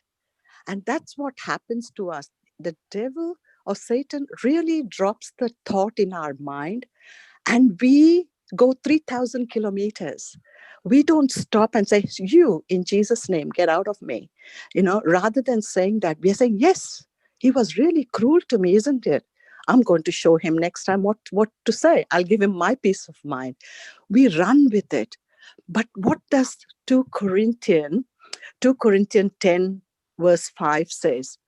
Casting down imaginations and every high thing that exalts itself against the knowledge of God, and bringing into captivity every thought to continue. So we have to understand, of course, we have to come to know the Lord first. We have to bring every thought into captivity. And just because we have come to the Lord doesn't mean the Satan is going to leave us. Our thoughts are still running. Our thoughts are still carnal, and we'll still fall for that, because of the persecution. So my sister Mallory is just a baby in the spiritual realm, and we were all there, and we are still there. The thoughts, they never ever stop. They still come. The devil still sticks his head up. And every now and then, when we are not in the word, when we are weak, when we are away from the word, and when we are away from the sacraments, And that's what happens to us. We become like one of the people in the world. And therefore, as Brother Johnson would always say, stay close to the word, stay close to the word, renew your mind, renew your mind. And he keeps reiterating that. And it's so important for us. And thank you, brother, for all your teachings. Thank you. Truly, truly. I've got one thing to add to that. Sure, brother. Bring every thought to obedience. Mm. How can a person practically do that?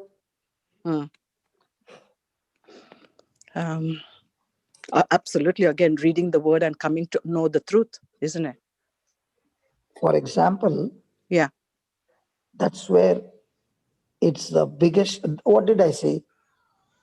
In my life, I got higher promotions when the enemy came against me. The meaning is when the enemy comes against you, okay, and you have the understanding. Now, when you read that 1 Peter 2, 20 and 21, we read it from King James. Yes. If you had to read it from RSV Bible, you would have got excited. Because there it says, if there is anybody who has got a RSV Bible, can you read it? That's when you can bring every thought to captivity. Because that will give you the clue. Right. Does anybody have a RSV Bible? Yeah. Can you read that, brother? Verse 20. 1 second. NRSV or RSV? Any. Both will give the same thing. So which one is this? 1 Corinthians? No. 1 Peter. 1 Peter. 2:20. 1 Peter 2. Okay.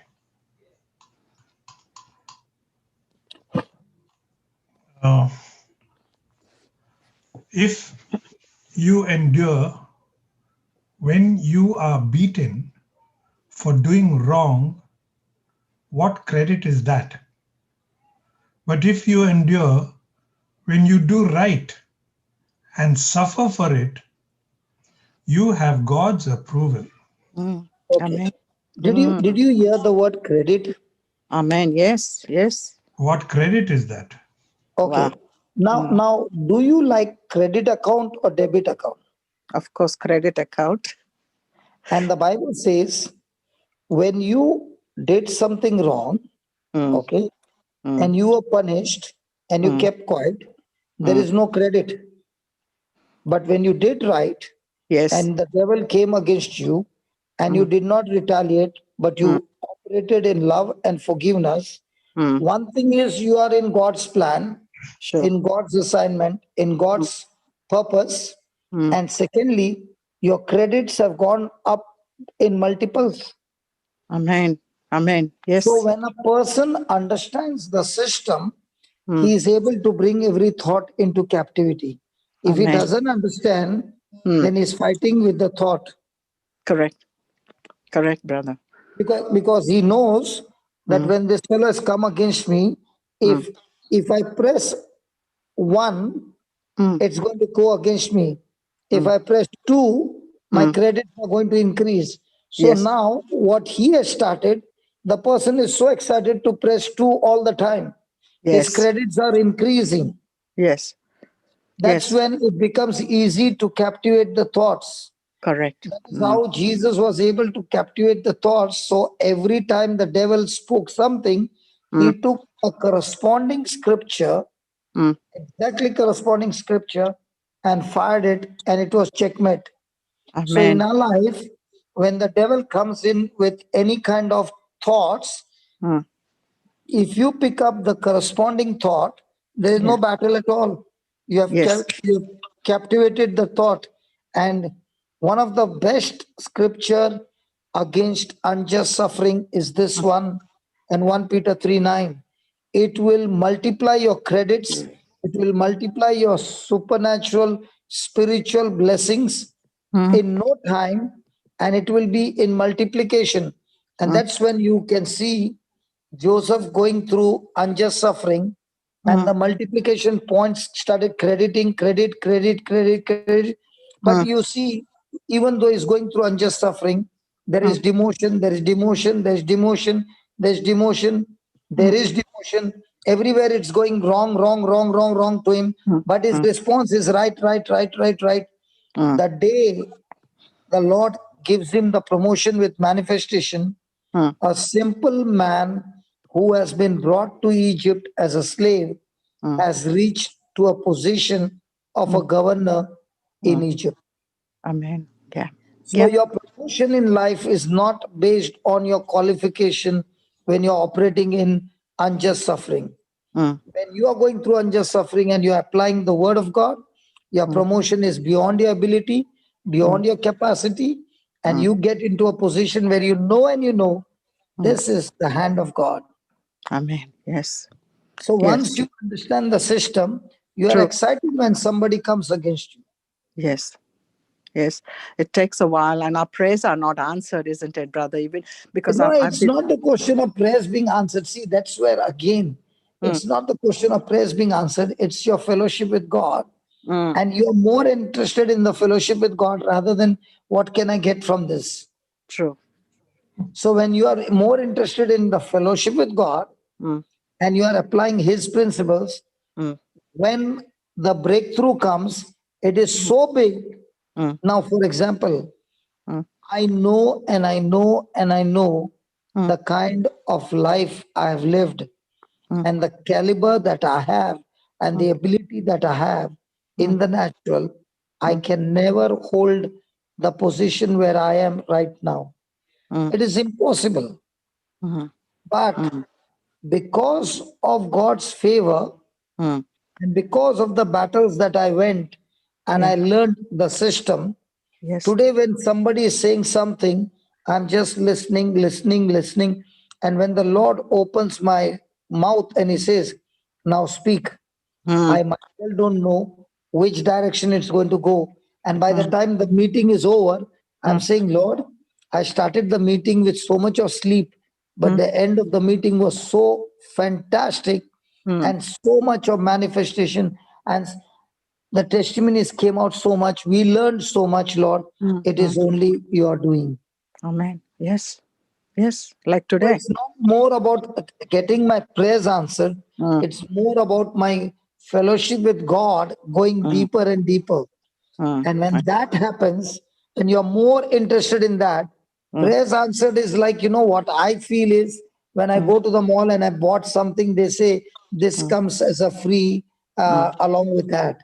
So all your prayers answered are all those things that are free because Jesus said, when you seek my kingdom, when you seek my righteousness, all that you are asking about is all added unto you. It comes as a free sample to you. Yeah. So Because when most of the time what we are praying for is a free thing. Yes. But what is very important is applying the kingdom principles. When you start applying the kingdom principles, you already know that you are a champion. You already know you are victorious. Because Satan's weapons are far inferior compared to the weapons of the heavenly kingdom. That's why Amen. he says that you can pull down strongholds. That's why he says you can destroy the captivity. You can bring those thoughts into obedience because the weapons of God can never be compared with the weapons of the devil. The weapons of devil is far inferior compared to the weapons of heaven. Absolutely, brother. Absolutely. The victory is won. And if we only understood that, because we don't realize, brother, what the victory means. For us, the victory means, okay, standing first in the class. Victory means winning a lottery. Even that is least to having a relationship with the Lord. If we only understood that, brother, because when I'm ministering to the people, they are saying, I'm only praying that this will happen, that will happen. This will, where do you start? Where do you start with these people? My gosh, you have to go right back, to square one. So only when a person is more interested in relationship, everything else will be added unto you. I don't know when was the last time I prayed for a blessing to come into my life. I don't remember. I don't remember when I prayed the last time. I don't know how many years back Lord, I need some blessing. True. Because blessing is supposed to chase man by default. Man is supposed to chase God, and blessing is supposed to chase man. So when you start chasing blessing, you are going on the wrong direction. Blessing will dodge you, but never manifest. But the moment you start chasing God, chasing His ways, His righteousness, His truths, blessing comes by a free package. It's a free package. You don't have to chase. It is given. Now you go to the shop and ask any shop that what is a free. Can you buy that? They'll say no, you can't buy that. Neither can you get that. You buy the product. This comes to you free. But you tell him, I don't want the product, I want that one. Can I buy that? They'll say it's not for sale. It goes only with the product. In the same way, blessing is not for sale. It comes with the product. It comes with the Lord. So you get into a relationship with God, blessing will come chasing you. Amen. Amen. And it's a long road, brother. It's before we come to realize, I know when little ones, young ones are struggling and then they lose their path because So that is why understanding, giving people understanding is so important that when a person gets understanding, then you don't need to pray over anybody. The person has applied the formula right. The result is always right. True. True. Okay? Ever since I've started listening to you, brother, I used to say, I'll pray, and I will fervently pray, no doubt. But ever since I've started listening to you, and I just say, no, it's done. It's done. It's done. It's finished. And people find it hard to understand that, but I'm still sick, I'm still sick. What do you mean it's done? But they don't question me now. But yes, it took me a long time to understand that because I prayed fervently, no doubt, and some things were answered and some weren't. And and then I began saying, okay, this is how it is. Maybe some prayers are answered and some aren't. So God. No, it's lovely. Thank you, brother, for all your teaching. God bless you. Over to you, brother Hector. Brother Linus is missing. Yeah. I think he's on the job. Yeah. Okay. Wonderful day. Beautiful day. So, Sister Hilda, you got your answer today? Isn't it, sister? She's gone. I think all of us got our answers today. And beautiful time we have spent with our Lord at this breakfast hour. And we thank you, Father God, that it is you, your Holy Spirit, who has spoken to each one of us tonight, this morning. And it is your word that has taken root in our hearts. And with faith in our hearts, we believe that what has taken root will start to bear fruit. We thank you that you have given us a new understanding, and every day it's a new understanding of your dear word, your precious word, your loving word, a new understanding of your Son, Jesus Christ, Father God, who is no in the word but has become flesh in our lives. We thank you and praise you that as we move on today, we will exercise your commission with the belief that indeed there are two types of people out there. Those who are saved and those who are about to be saved.